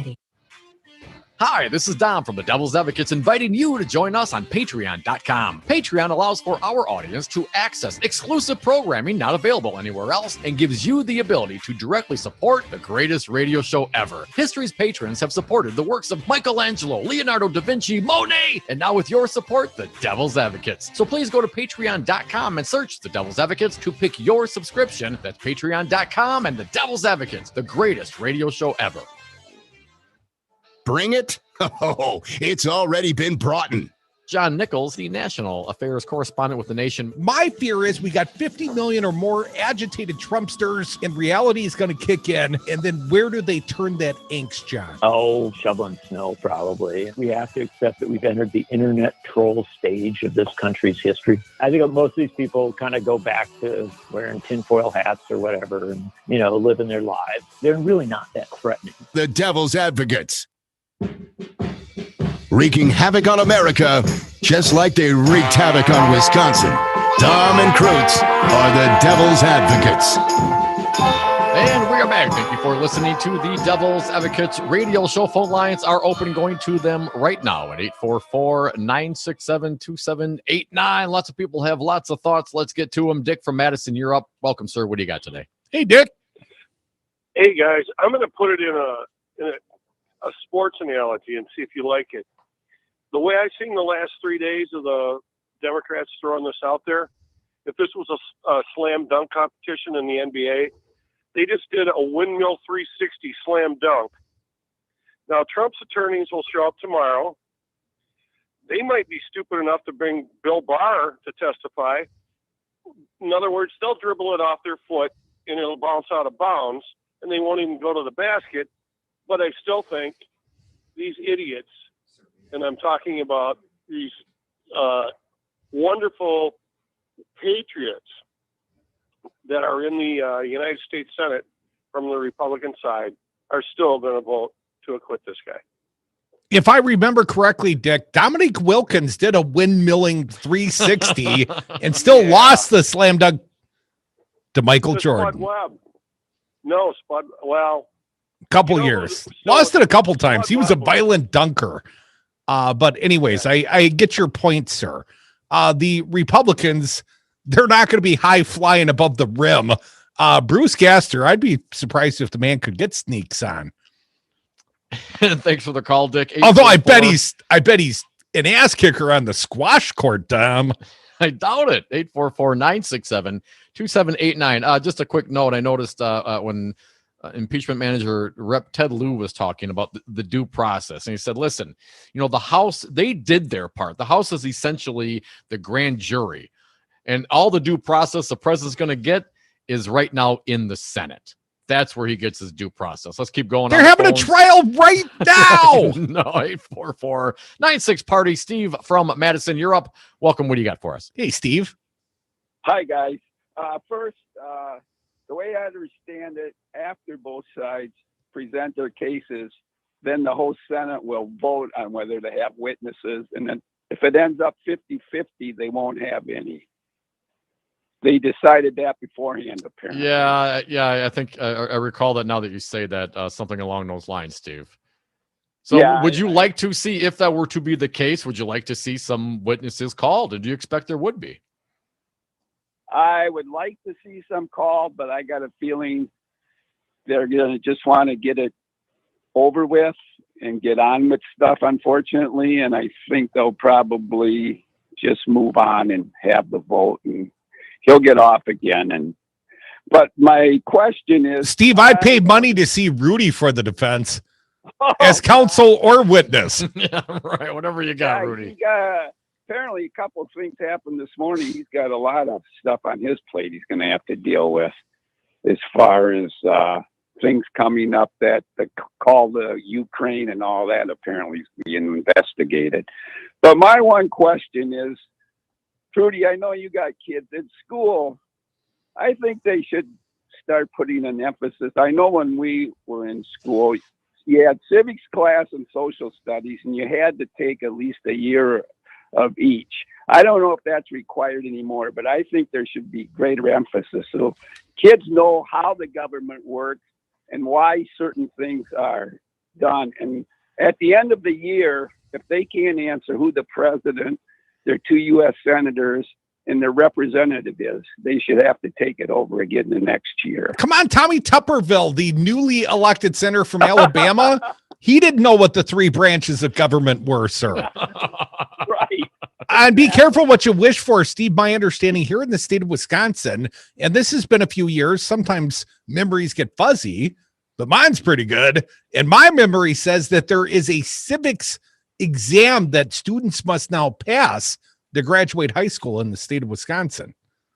Now, it's a very low threshold, much like Dom's GPA. It's like a 60. Oh, look who's talking. But there is a civics test apparently that was instituted in the law, if my memory serves. Oh, well, they better make it 2 years then. Well, they got to do something. Thanks for the call, Mark.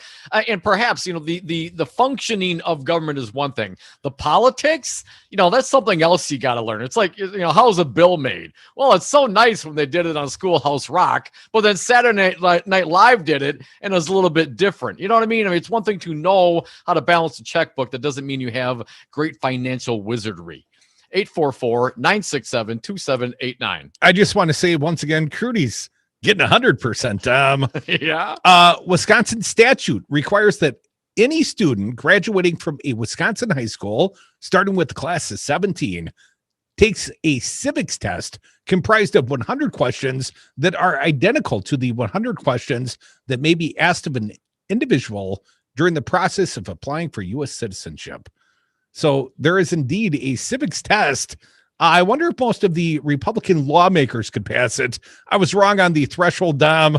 65% is passing. Oh, okay. There you go. So closer to my GPA than yours.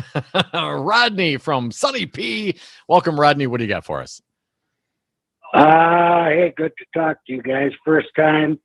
Nobody's talked about the fact that the first legal prostitute working for Trump, when he gave his speech the other day, started out and called himself the prosecutor. And then he took it. Oh, you're talking about Bruce Castor. When you said legal prostitute, I thought you meant porn star Stormy Daniels. Daniels. Right. I'm sorry, Rodney. Please continue. Well, I mean, the guy didn't know if he was the prosecutor or the defender. If you go back and look at it, right, the first guy that said the first thing, and I was like, holy crap, this guy doesn't even know which side he's on. Yeah, when you start spinning through vocational training, you wouldn't hire me to run your corporation. You wouldn't hire me for the U.S. Senate. I think Scott Walker had a whole list of things people wouldn't hire him for. But when you're Bruce Castor and you start by laying out your resume at the impeachment trial, probably you're trying to fill some time, sir. I think so, Rodney. Remember, this is the same guy who was sitting there stroking the egos of the Senate chamber for many, many minutes. And then also said, really, this isn't about impeachment. Perhaps this isn't the time and place. Hell, he could be prosecuted for this. So let's just, let bygones be bygones. Someone said Trump should get a mulligan, although that wasn't his legal staff. Well, you call it homicide, I call it manslaughter. Let a court of law figure that out. Folks, you are listening to the Devil's Advocates Radio Show. It's going to be a happy hour indeed, because we got plenty of time for your phone calls at 844-967-2789. Your friends and ours listening on AM 950 in Minneapolis. Hang tight, Matt McNeil will be next, but we got plenty to talk about, including Wisconsin's own Mike Gallagher. How do you think he liked being quoted by the prosecution for his reaction in real time back in January to the insurrection? And contrast that with the fact the man voted against the impeachment, did he not? Oh, he sucks. Come back with us. More Devil's Advocates, the 4 o'clock happy hour. It's going to commence right now. Light them up, 844-967-2789.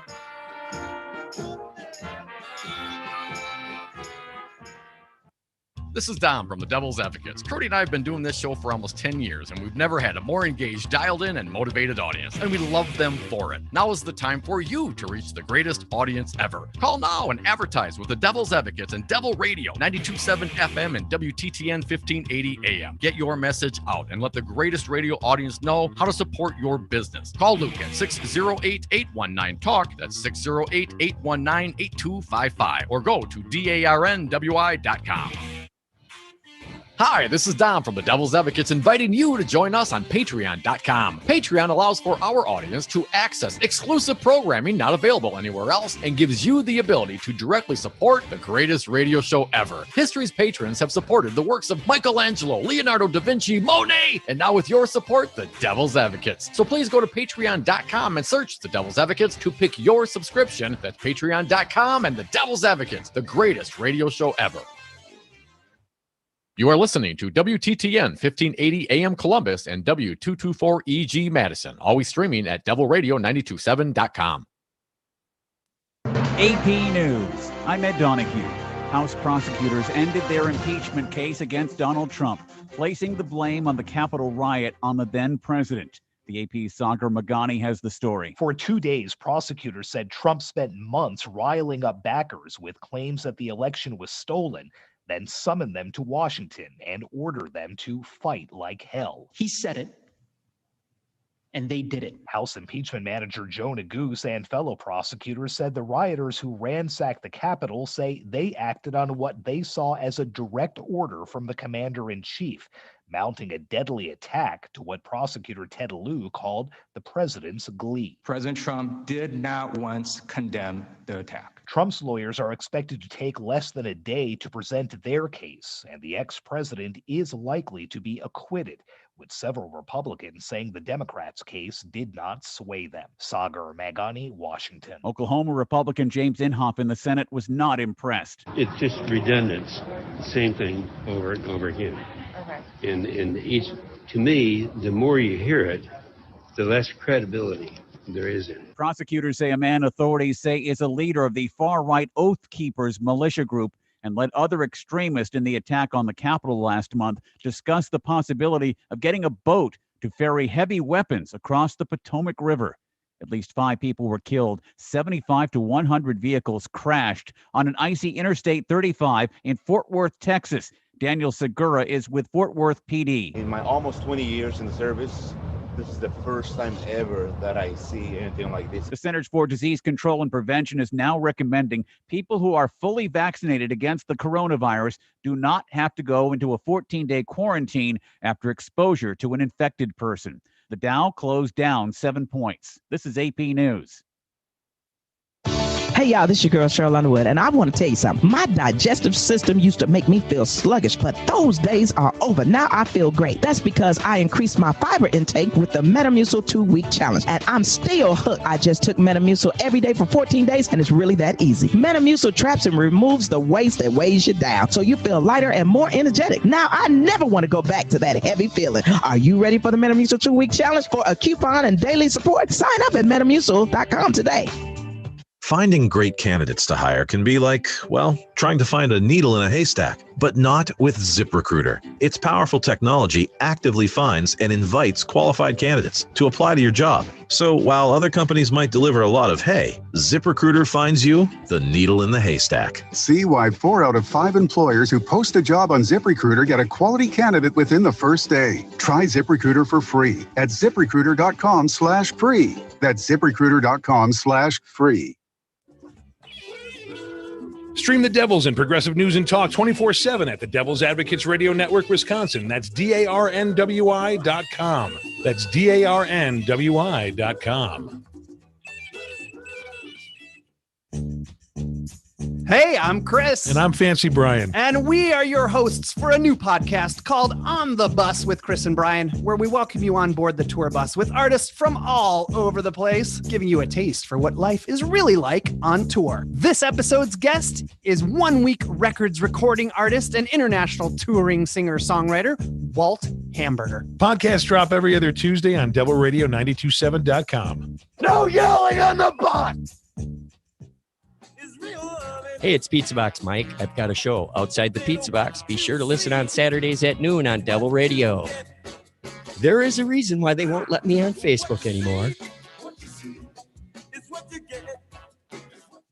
Tune into Sharp Elbows. It's on at 10 a.m. Saturdays with me, Representative Francesca Hong, and my friend Nada Elmakashvi. Every Saturday morning, we want to have a conversation with you about what's going on in the world. Whether it's on the biggest issues, current events, or people who inspire us, let's discuss it all. It's kind of like brunch, but with politics, guests, and callers. No shortage of fun, but also be prepared for some serious truth-telling. Talk to y'all soon. Sharp Elbows airs Saturdays 10 a.m. only on Devil Radio 92.7. Maybe you need a more muscular voice on talk radio. Maybe you need Matt Flynn direct. In the lame duck session, the Republican gerrymandered legislature said that basically they were going to take Evers and Josh Call's powers away. And a Republican Supreme Court upheld them. And really, contrary to Wisconsin democracy. Listen to Matt Flynn Direct every weekday from 6 to 8 a.m. only on Devil Radio 92.7 FM and WTTN 1580 AM.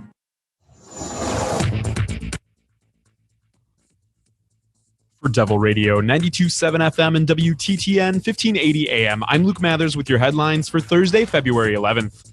Under a plan approved Wednesday, some Wisconsin school districts that have provided virtual instruction during the COVID-19 pandemic will be financially penalized. The plan approved by the GOP-led State Budget Committee allows school districts that have offered and will continue to offer more hours of in-person instruction to receive a larger percentage of federal coronavirus aid than schools that have remained virtual. Madison is moving to spend $3.9 million to transform the two-story building and property on Lake Monona right next to Olin Park into a community asset with park division offices, recreational programming, meeting rooms, and more public restrooms for park users. Forecast of cloudy skies today with a chance for afternoon and evening snowfall. High today of 8 degrees, low of -3 degrees. You're listening to Devil Radio. Warning, you are about to listen to the greatest radio show ever.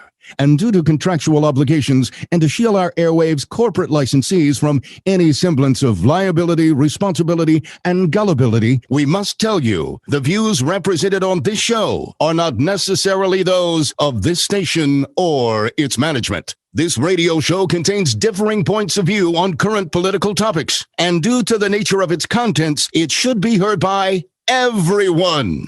Thank you for listening. 3, 2, 1. Now live from the heart of liberal Wisconsin, where the political party is just beginning, welcome to the Devil's Advocate Show. Best friends proving it's never personal, only politics. Please allow me to introduce myself. Now here are your hosts, Dom and Crute. Welcome back to the Devil's Advocates Radio Show. It's Friday Eve. Dominic, it's the impeachment trial of Donald Trump 2.0, day 3. The prosecution has rested. And we're going to take you all the way up to 5 o'clock in the Earl Ingram Show. And then Mr. Robinson's Neighborhood with Ellen Robinson. All the normal lineup, it's playing out for the rest of the evening. So that's the great news, Dom. The fact that the defense goes next, that's less good news. Oh, Trump gets a defense. They start 11 o'clock Central tomorrow, and I actually am looking forward to hear what they come up with. Do you think Bruce Castor will lead with a story about a bridge? I can only hope. 16 hours the defense has, Dom. Do you think they'll use anything close to 2 hours? I mean, what is the defense per se? Yeah, I'm not clear. Based on some of the musings from his defense attorneys, I would imagine they might even wrap it up tomorrow. So no, I don't think they're going to. I wouldn't be shocked one iota if they wrapped it up tomorrow, Dom. I wouldn't be shocked if Bruce Castor came out there and told a story about Pennsylvania and then said, defense rest. We're good. We're good here. Well, if you know what the outcome of the trial is, if you've already got 45 jurors in your back pocket, well, it certainly helps the cause. Do they have 45 jurors in their back pocket, Curdy? Well, it might be down to 44 now. Do you see the one guy that flipped his vote? Cassidy, I believe his name. Do you see he was censured by his own Republican Party? Censured. After voting that way on for voting to advance the constitutionality of the impeachment, not to convict Trump, but to simply let the impeachment go forth. No, was censured by his own state party, Republican senator.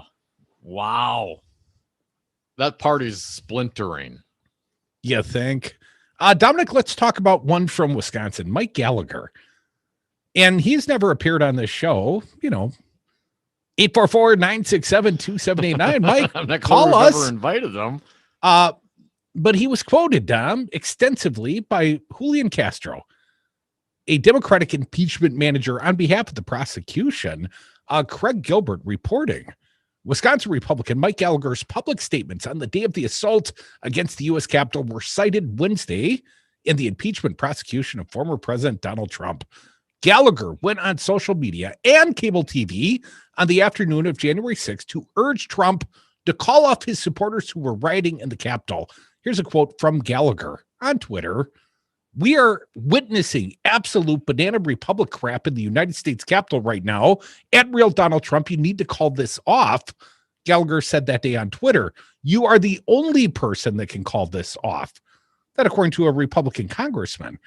Interviewed a short time later on CNN, Gallagher, a Marine who served in Iraq, said, "This is insane. I've not seen anything like this since I deployed in Iraq. The president needs to call it off. Call it off, Mr. President. We need you to call this off." Impeachment manager and House Democrat Joaquin Castro invoked Gallagher's comments January 6th and those of other Republicans in arguing Trump was widely seen as encouraging the mob and that Trump failed to do what he could and should have done to stop the uprising. Well, he did squat except for called Tupperville. Democrats who are prosecuting Trump have made liberal use of statements made by members of Trump's own party to make their case against the former president. Now, here's a few interesting thoughts, Dom. Gallagher voted last month against Trump's impeachment. Terrible. Same guy that went on CNN and Twitter and said, call them off. These are your insurrectionists. You've got to call them off. You are the only one. But didn't feel the need to hold that only guy accountable when he had his place in history, Dom, the impeachment vote. Crudy, yes, he voted last month against Trump's impeachment, as did all but 11 House Republicans. He asserted at the time that impeachment would have the effect of boosting Trump with his own supporters rather than diminishing him, and that censure would be a better step. And what a crock. What terrible judgment, sir. Really? So there should be no accountability. You're literally telling the man to call off his dogs. Why would you do that? Why do you think Trump would have the capabilities to call these people off if you didn't think they were under his control or direction in some way, shape, or form? Right? So now you're going to come back and say that somehow this is going to promote him amongst those people. This has nothing to do with Donald Trump supporters and everything to do with whether or not the president of the United States can get away with inciting insurrection in the hopes to overturn an election. Now, Dominic, Gallagher did not join the 11 House Republicans who voted for the impeachment of Donald J. Trump. But to his credit, to his modest credit, he was amongst the Republican minority, the Republican House minority that did not object to the outcome of the Electoral College. He didn't participate in the big lie, Dom. So he gets credit for participating in the fraudulent lie.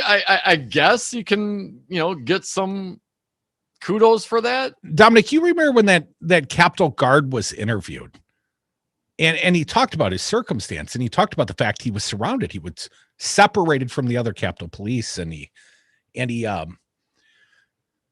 called out, I'm a family man. I have children.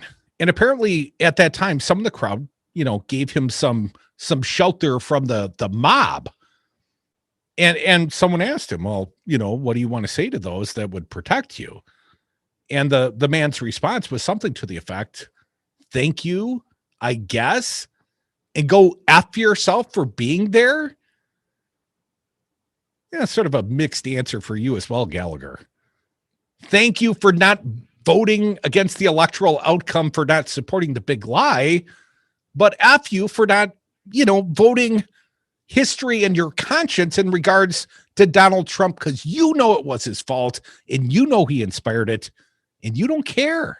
Oh, it's going to boost Trump with his supporters. I mean, there's no boosting Trump with his supporters. He leads the cult. I'm not clear that the cult leader can be boosted any higher amongst the cult members than cult leader. His supporters are Gallagher's constituents.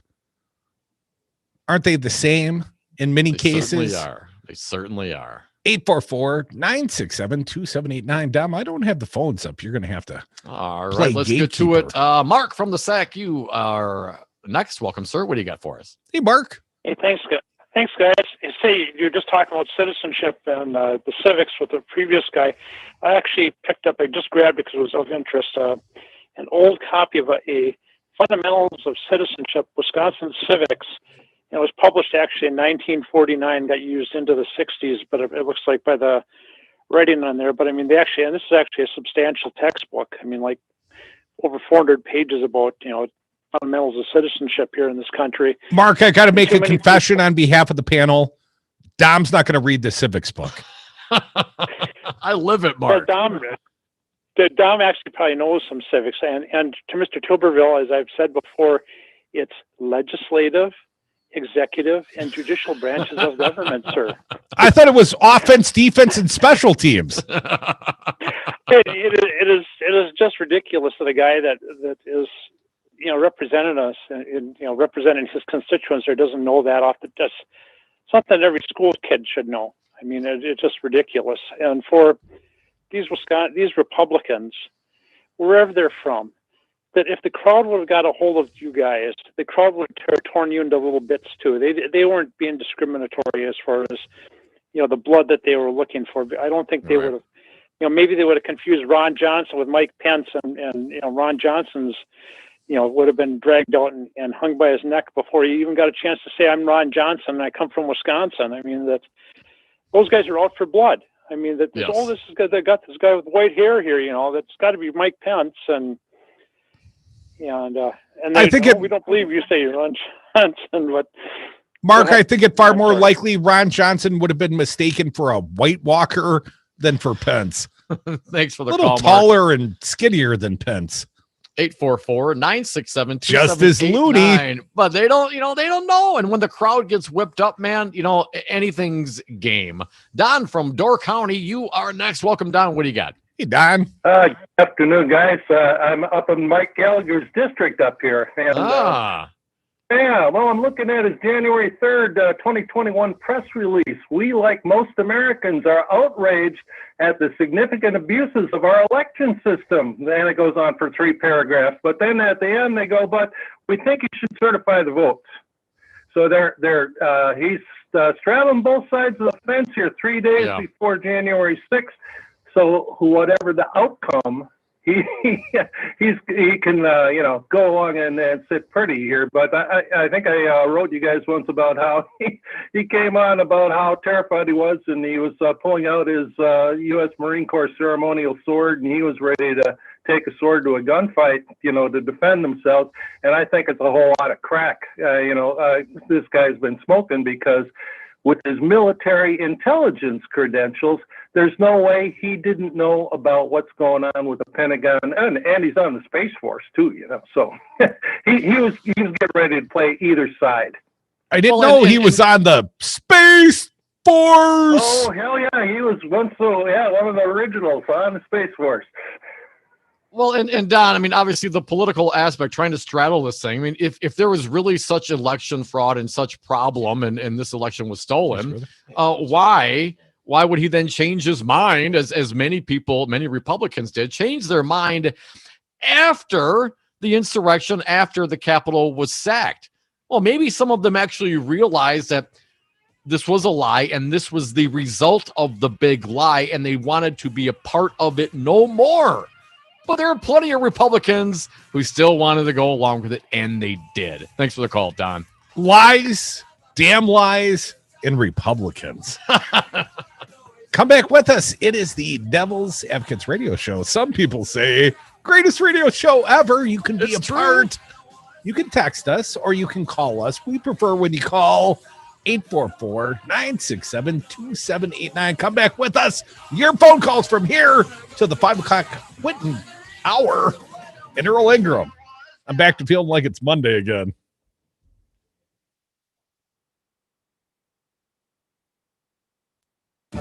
Hi, this is Brad from Zero Res. If you need someone to help with your carpet cleaning, business or residence, please give us a call. We have the best system available and an amazing team of friendly technicians. Call us at 848-9000 or schedule online at zeroresmadison.com. We did it. All across this nation, voters like you turned out in record numbers to elect Joe Biden. Now, it's time to come together to address the issue that matter most, tackling climate change, expanding access to healthcare, ensuring racial justice, and putting Americans back to work. Text ACT to 668366 to join the Move On movement to build an America for all. MoveOn.org political action paid for and is responsible for the content of this advertising. Hold.moveon.org not authorized by any candidate or candidates committee. Rocker, we gave the people live music. Isn't that what they wanted? Of course not, Jimmy. Give the people live music, and they'll set up a brat stand with a beer caddy.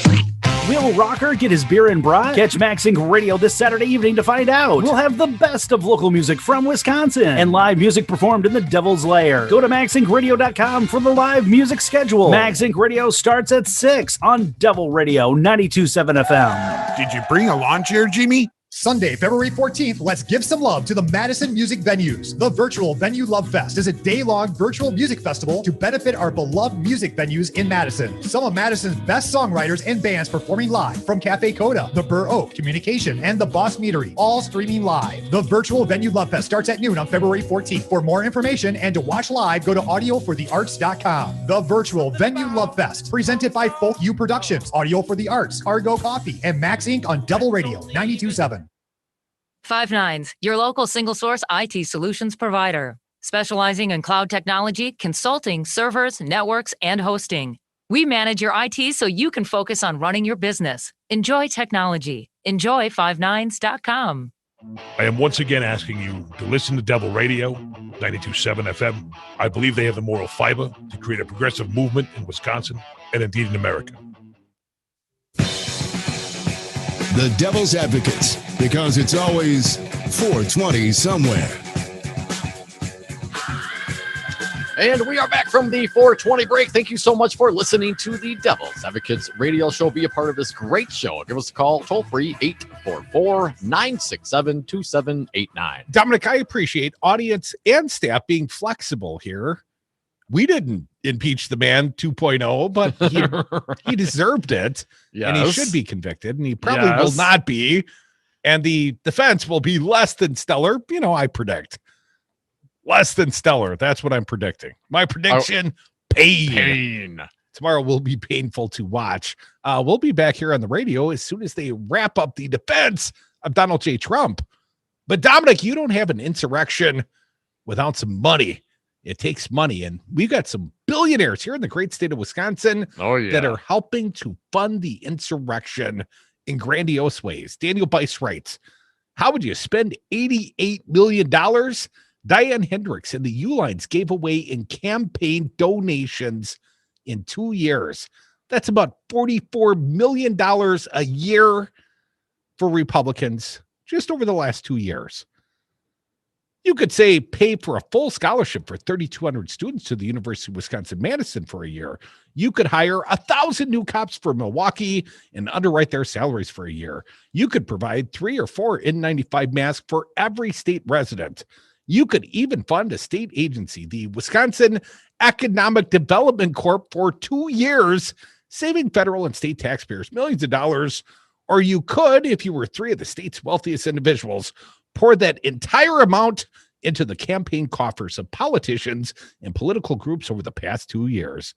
New campaign filings show Richard and Elizabeth Uline, owners of Uline Shipping Supply Company in Pleasant Prairie, donated $74.8 million to GOP candidates and conservative groups around the country in the 1920 cycle. That sum included, listen up here, Dom, $800,000 donated in September to the political fund for the Tea Party Patriots, a far-right group that participated in the March to Save America rally that preceded the deadly January 6th insurrection at the U.S. Capitol. Ooh, funding the insurrection. Dominic, only 3 other individuals or couples in the country coughed up more federal campaign cash than the Uhlines did in 2019.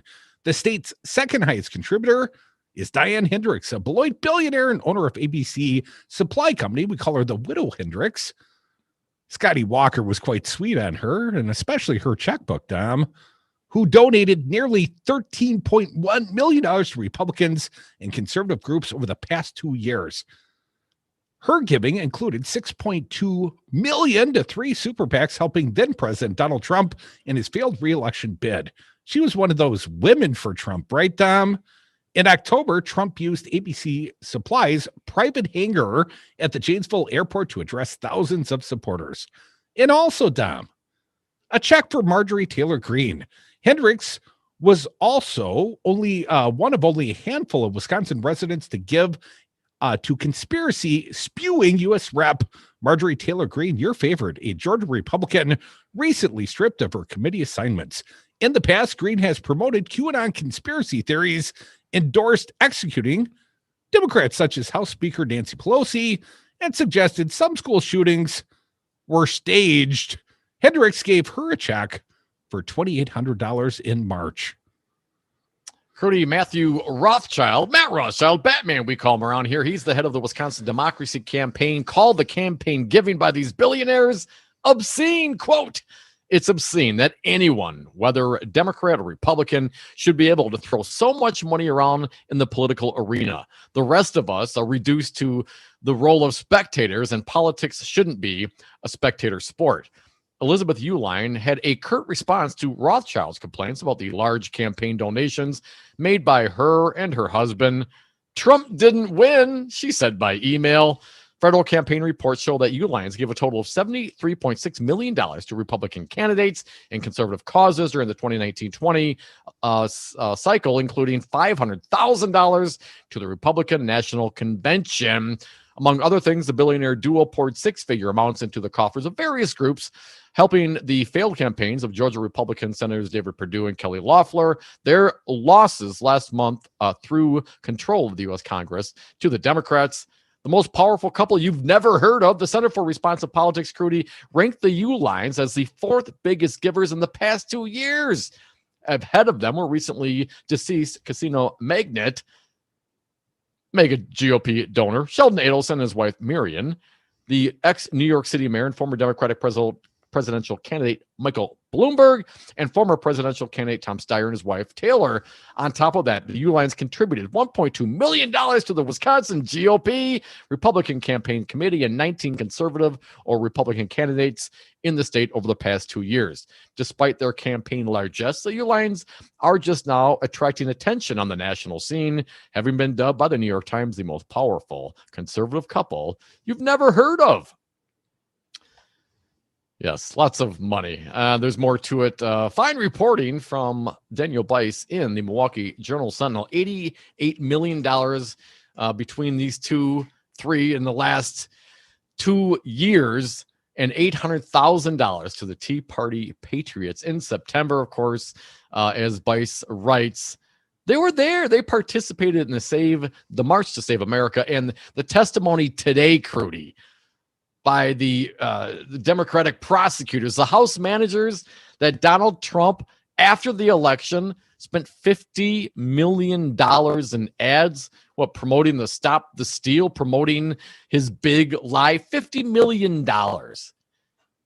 Yeah, it's obscene. 844-967-2789. It's obscene. If you don't dial up the Devil's Advocates radio show and be a part of this big program before it's done, Dom, the 4 o'clock happy hour, it continues. We're happy because the prosecution has rested in the impeachment trial of Donald J. Trump. And when you come back with us, we'll keep it Wisconsin. We'll keep it local. We'll go to the phones if you dial us right now. 844-967-2789. More Devil's Advocates, more of the greatest radio show ever.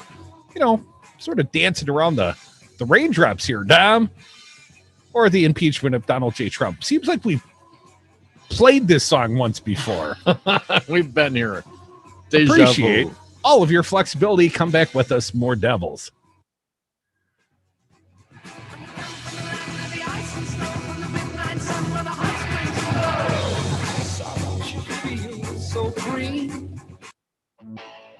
Friends don't let friends spread fake news. Make sure to follow Devil Radio on Facebook and Twitter and stay up to date with the most important stories of the day. This is Dom from the Devil's Advocates. Cody and I have been doing this show for almost 10 years, and we've never had a more engaged, dialed in, and motivated audience, and we love them for it. Now is the time for you to reach the greatest audience ever. Call now and advertise with the Devil's Advocates and Devil Radio, 92.7 FM and WTTN 1580 AM. Get your message out and let the greatest radio audience know how to support your business. Call Luke at 608-819-TALK. That's 608-819-8255. Or go to DARNWI.com. Stream the Devils and Progressive News and Talk 24/7 at the Devil's Advocates Radio Network, Wisconsin. That's DARNWI.com. That's DARNWI.com.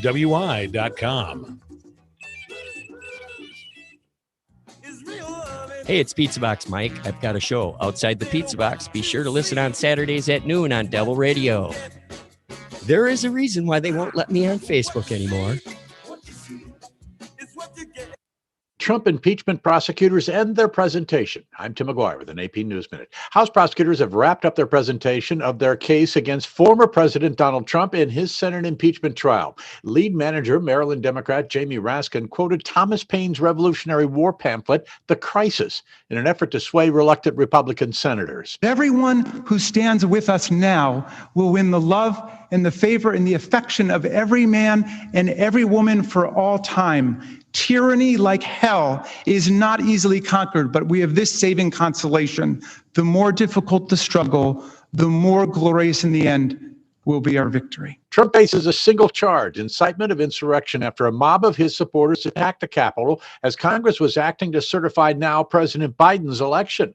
5 people died in or around the Capitol that day, including one woman rioter trampled to death by the crowd. Trump's lawyers will deliver their case tomorrow. I'm Tim McGuire. Hey, y'all, this is your girl, Cheryl Underwood, and I want to tell you something. My digestive system used to make me feel sluggish, but those days are over. Now I feel great. That's because I increased my fiber intake with the Metamucil 2-week challenge, and I'm still hooked. I just took Metamucil every day for 14 days, and it's really that easy. Metamucil traps and removes the waste that weighs you down, so you feel lighter and more energetic. Now I never want to go back to that heavy feeling. Are you ready for the Metamucil 2-week challenge for a coupon and daily support? Sign up at Metamucil.com today. Finding great candidates to hire can be like, well, trying to find a needle in a haystack, but not with ZipRecruiter. Its powerful technology actively finds and invites qualified candidates to apply to your job. So while other companies might deliver a lot of hay, ZipRecruiter finds you the needle in the haystack. See why 4 out of 5 employers who post a job on ZipRecruiter get a quality candidate within the first day. Try ZipRecruiter for free at ZipRecruiter.com/free. That's ZipRecruiter.com/free. For Devil Radio, 92.7 FM and WTTN 1580 AM, I'm Luke Mathers with your headlines for Thursday, February 11th. Madison School District students in grades 4K through 2nd will begin returning to classrooms in a phased approach starting March 9th, the district announced Wednesday. Kindergartners will be the first to return to school buildings on March 9th, followed by 1st and 2nd graders on March 16th, and 4K students on March 23rd. Online learning will continue to be an option for all families, Superintendent Carlton Jenkins said in a statement. In an effort to address the looming retirement savings crisis in Wisconsin, a bipartisan task force chaired by State Treasurer Sarah Godlewski is recommending a series of steps to improve the situation, including the creation of a first-of-its-kind savings account for every child born in the state that could be tapped for major purchases and saved for retirement. You're listening to Devil Radio, 92.7 FM and WTTN 1580 AM. The Devil's Advocates, radio for the 99%.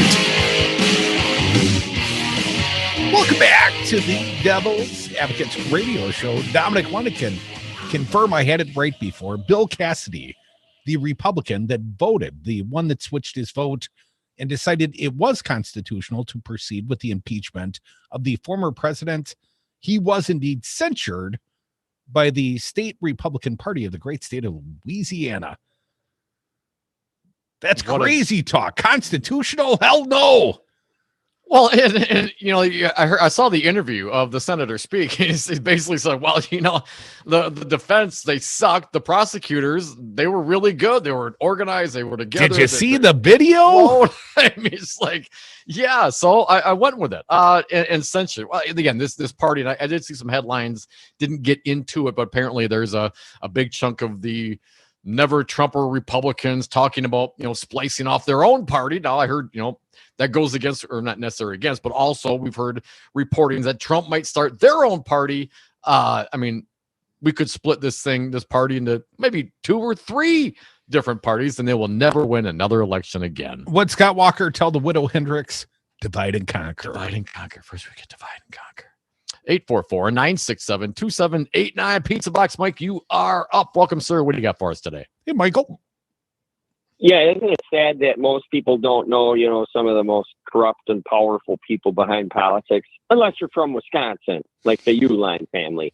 And remember when Scott Walker took a part of the state forest and gave it to the Ulines, and then they sold it to the Ulines, and they traded it back for the land that they stole up in Manitowish waters, and they violated every environmental safety up there. It was just, we got horrible people in Wisconsin. Why can't we get rid of them, man?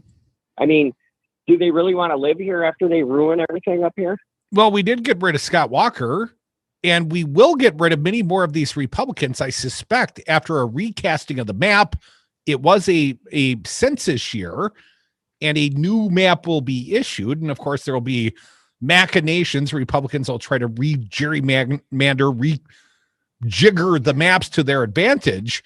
And then the federal court will hopefully strike those down. And then we will have something resembling fair maps and a fair fight, Michael. And I'll take my chances in any fair fight. Okay, well, I haven't seen one in quite a while, but we've been waiting a decade for a fair fight, Michael. No doubt. Yeah, if you think these gerrymandered courts are going to help us, I haven't seen it. It has kind of switched a little bit now that maniac Trump has been in office. But yeah, I would think that the Republicans would want to break away from the Q Trumplican party. I mean, seriously, and it's just sad, isn't it? They fear the base, Michael. Senators.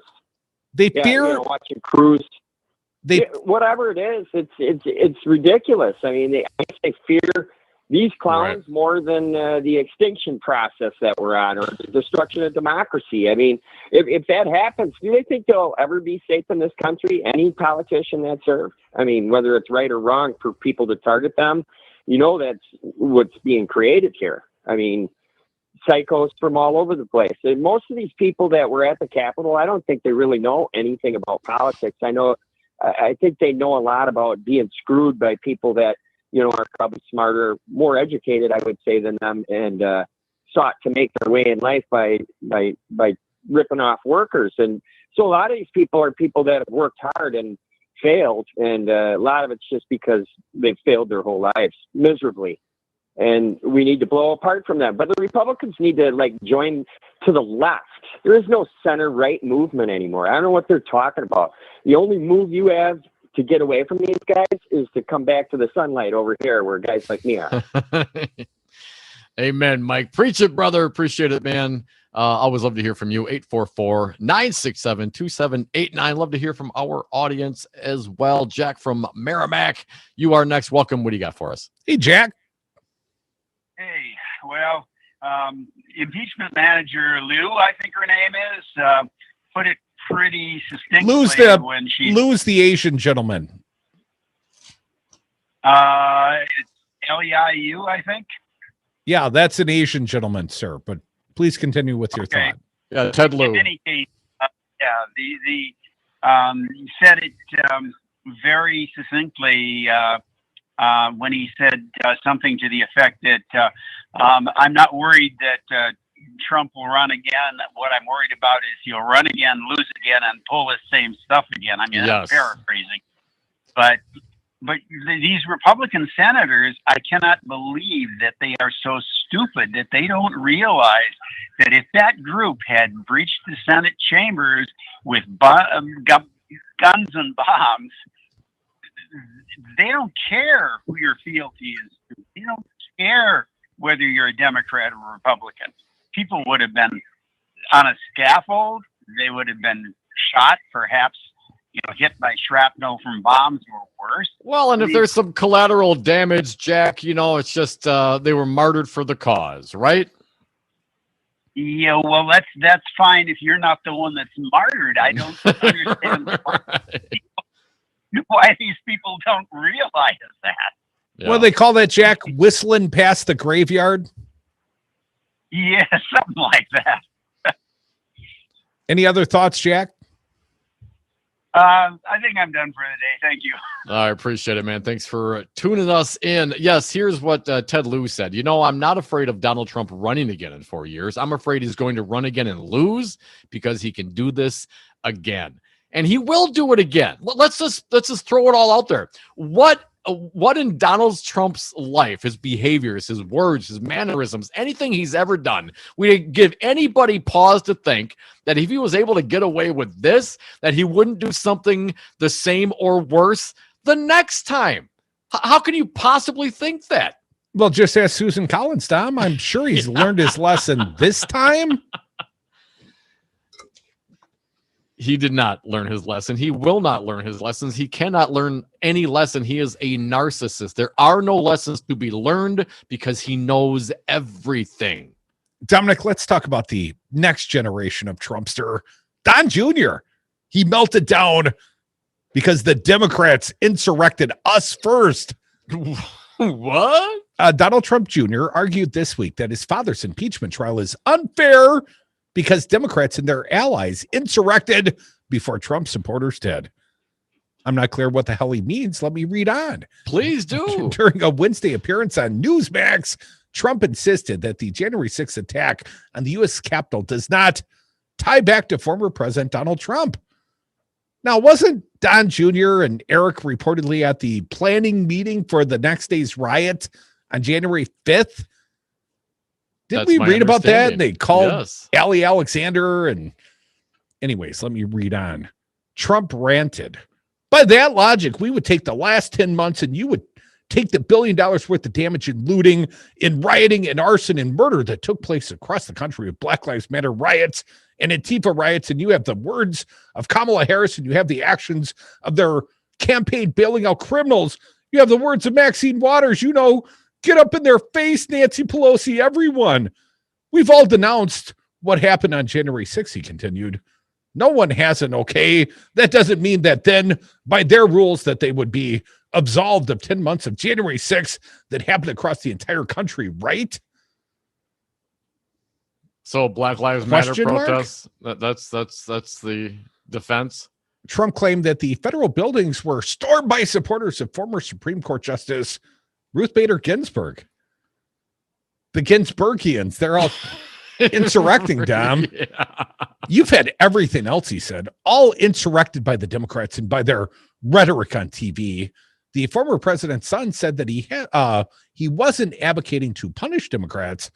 I don't think that every time that someone says something that we should be able to tie it back to a couple of actions by lunatic players and say, we've got to blame the person saying it, Trump opined.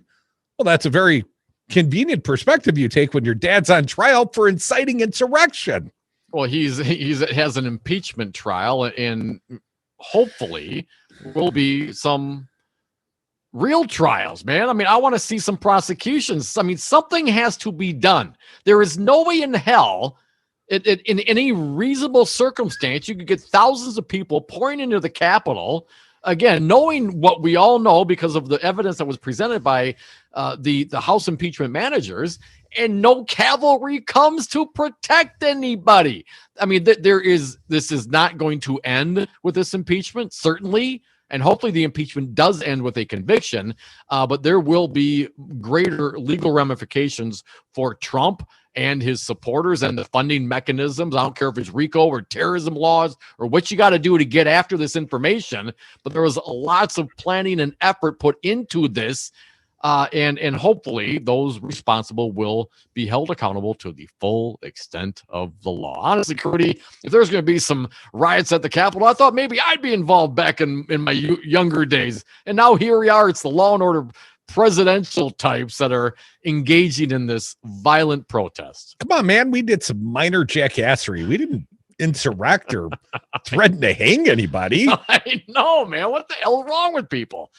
844-967-2789. Of course, the prosecution rests them and the defense will come next. But I don't know if you saw this. Ted Cruz, a couple of days ago, kind of undermined the defense's case. Here's what the esteemed senator from Texas said. Senator Ted Cruz effectively made the Democratic case Tuesday for why it would be constitutional for the Senate to impeach Donald Trump after he has left office. Writing at FoxNews.com, Cruz argued against impeaching Trump for his own reasons, but he clearly torpedoed the lame argument about constitutionality to which 43 of his Republican colleagues are desperately clinging as a political lifeboat. Here's what Cruz wrote. The constitutional question of whether a former president can be impeached or tried after he's left office is a close legal question. On balance, I believe that the better constitutional argument is that the former president can be impeached and tried, and that the Senate has jurisdiction to hold a trial. Well, that runs directly contrary to what Castor and the gang are going to plead tomorrow, right, Dom? As Cruz went on to write at the Foxy News. What? Article 1, Section 2 of the Constitution gives the House the sole power of impeachment, and Section 3 gives the Senate the sole power to try all impeachments. At the time the Constitution was adopted, there was meaningful debate over whether impeachment encompassed so-called late impeachments, i.e. after the person had left office. According to Ted Cruz, Dominic, given the historical underpinnings and the Constitution's broad textual commitment, meaning sole power of the impeachment power to the House and the Senate, according to Ted Cruz, I believe the best reading of the Constitution is that the Senate retains jurisdiction. Imagine, for example, that the evidence were uncovered that a former president had sold nuclear secrets to the Chinese government. When do we find that out for sure? Because you know it probably happened, but I read on. In that instance, the president had hypothetically committed both treason and bribery, explicit grounds for impeachment in the Constitution. There is little question that both the House and the Senate would have exercised jurisdiction to impeach and try those crimes. As the author of this article writes, Dom, translated for us, poor lay folk, Cruz essentially said that if Trump was caught selling secrets to the Chinese, which, could be foreshadowing, Dom, the Senate would be perfectly within its rights to impeach him even after he left office, but not for something as ill-defined and presumably petty as insurrection against the American democracy. Right. Cruz instead bases his objection on the view that the Senate cannot decide not to exercise its power, rather than that it would be unconstitutional to do so. So trying the former president, sort of an optional thing, according to Cruz. He writes this, Dom. Nothing in the text of the Constitution requires the Senate to choose to exercise jurisdiction. In these particular circumstances, I believe the Senate should decline to exercise jurisdiction, and so I voted to dismiss the impeachment on jurisdictional grounds. And that has now been settled. That was on Tuesday. And now, Mr. Cruz, you and your Republican senators must make your decision based on the evidence presented. You can't hang on to that argument anymore. Well, wasn't this the same guy that was presenting his own testimony for why the electoral outcomes in Pennsylvania, Arizona, and elsewhere should be overturned? He was one of the chief insurrectionists in his own regard. When's his impeachment trial going to start? Right. Come back with us. One last segment in this happiest of happy hours. 844-967-2789. Dial right now.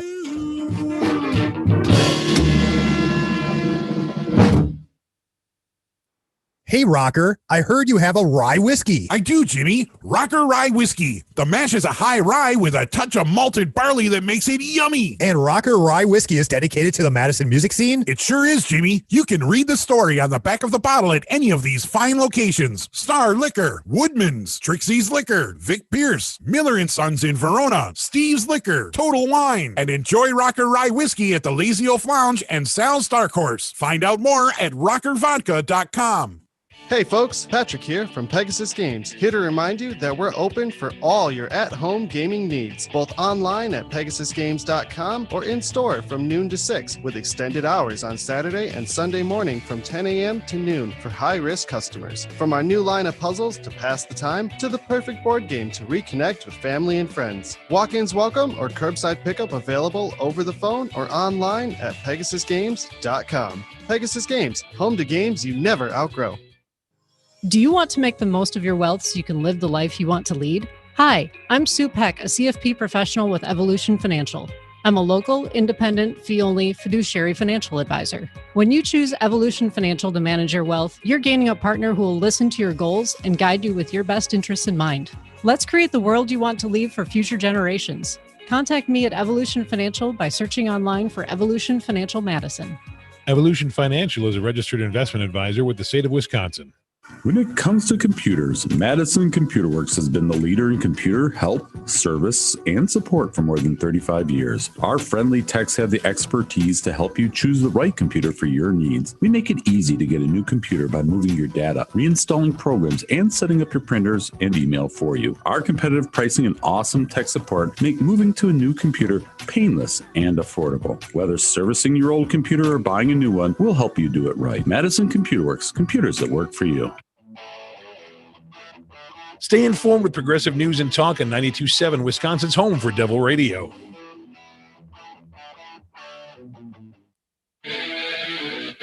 The Devil's Advocates, because freedom. And we are back. Thank you for listening to the Devil's Advocates radio show. Last segment of the day. If you got something to say, pick up the phone and hit us up right now at 844-967-2789. Steady Eddie, you are next. Welcome, sir. What do you got for us? Hi, Dom and Coot. My dream is to become the official poet laureate of the Devil's Advocates radio show. All right. Well, so far you're in the lead, man. Well, Shane from Minneapolis had a fine effort the other day, though. You got competition. Yeah, I know. They're pesky gophers over there. But I got a short poem and it's FCC compliant. So, all right. Excellent. Here goes. What do you got? I'm Suspicious, a poem by Steady Eddie. Concerning the violent insurrection on the United States Capitol, January 6, 2021. Senator Ron Johnson of Wisconsin inquired, what did Nancy Pelosi know, and when did she know it? I'm suspicious. Methinks, Ron Johnson, you doth protest too much. Rojo, if you smelt this insurrection, sir, perhaps you dealt this insurrection, sir. I'm suspicious. If Fancy Brian was on the board today, I wouldn't have to be suspicious about who smelt it or dealt it. Eddie, thanks, man. Appreciate it. Any other thoughts today? Oh, no. I guess that's it. Thanks for the show. Yeah, steady. Always, man. Hey, buddy, you got a T-shirt yet? Yeah. Oh, you got a T-shirt already? Well, you can't win. I'm on the list. You can't win another T-shirt. You should have said no. You could have gave it away as a gift. Steady Eddie, come on, man. Hey, appreciate it. 844-967-2789. Wisco Paul, you are next. Welcome, Paul. What do you got? Hey, Paul. Hey, Devils. How you doing this afternoon? Good, sir. Hey, with all this Uline and Henrik money floating around the political system, the common man, they don't have a chance. I mean, we're not going to ever be represented by politicians with all this money, and I don't know why they don't use some of it for the common good somewhere. I don't get this.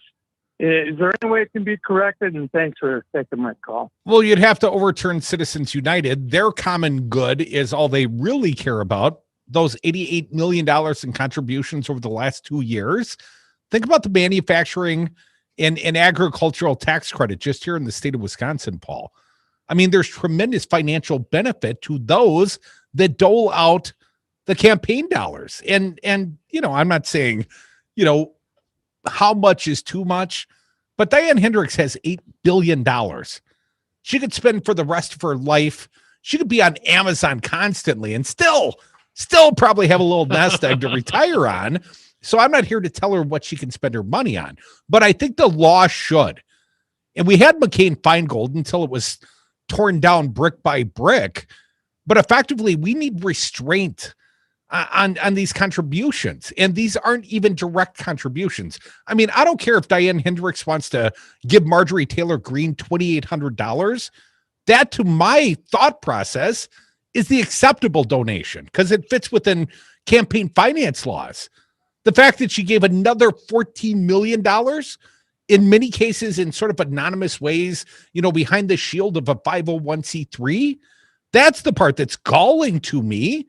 I mean, the Uihleins gave $78 million in 2 years. In 2 years, with not a lot of impact, not a lot of positive, not a lot to show for it. Well, frankly, when you're trying to prop up someone like Trump, Wisco, Paul, as they mentioned in Bice's article, Trump lost. Well, it was Trump and it was Leah Vukmir, and before it was Vukmir, it was Kevin Nicholson, the faux Republican. Let's not forget they gave him millions of dollars. He won 6 of the 7 districts of 6 of the 7 media markets in Wisconsin because they spent millions on right-wing talk radio and country radio, propping up a guy you never heard of before the Uihleins decided he was their guy. He's our guy. Thanks for the call, Paul. 844-967-2789. And listen, I mean, I guess that's kind of the point. I mean, they're doing the billionaire class and they're doing for them what they decide they think is best for them, right? I do what I think is best for me. Crudy does what he thinks is best for him. I don't speak for you, Crudy, but I assume you generally put yourself high up in your priority list. Well, not in the same regard as you do, my friend, but well, my parents instilled in me a great sense of self-worth, Crudy. But and what is that limit, right? And who is to make that determination? Well, obviously we've seen the negative impacts and the corrupting impacts of that money. And when you rush to set up shell corporations to hide where it flows and who it's flowing to, well, generally speaking, it's probably not a good thing. Let me give you one more example, perhaps, of Republican conflict of interest. Patrick Marley reporting at the Journal-Sentinel Online. Businesses tied to Speaker Robin Vos and other lawmakers could see taxes cut after they took PPP loans.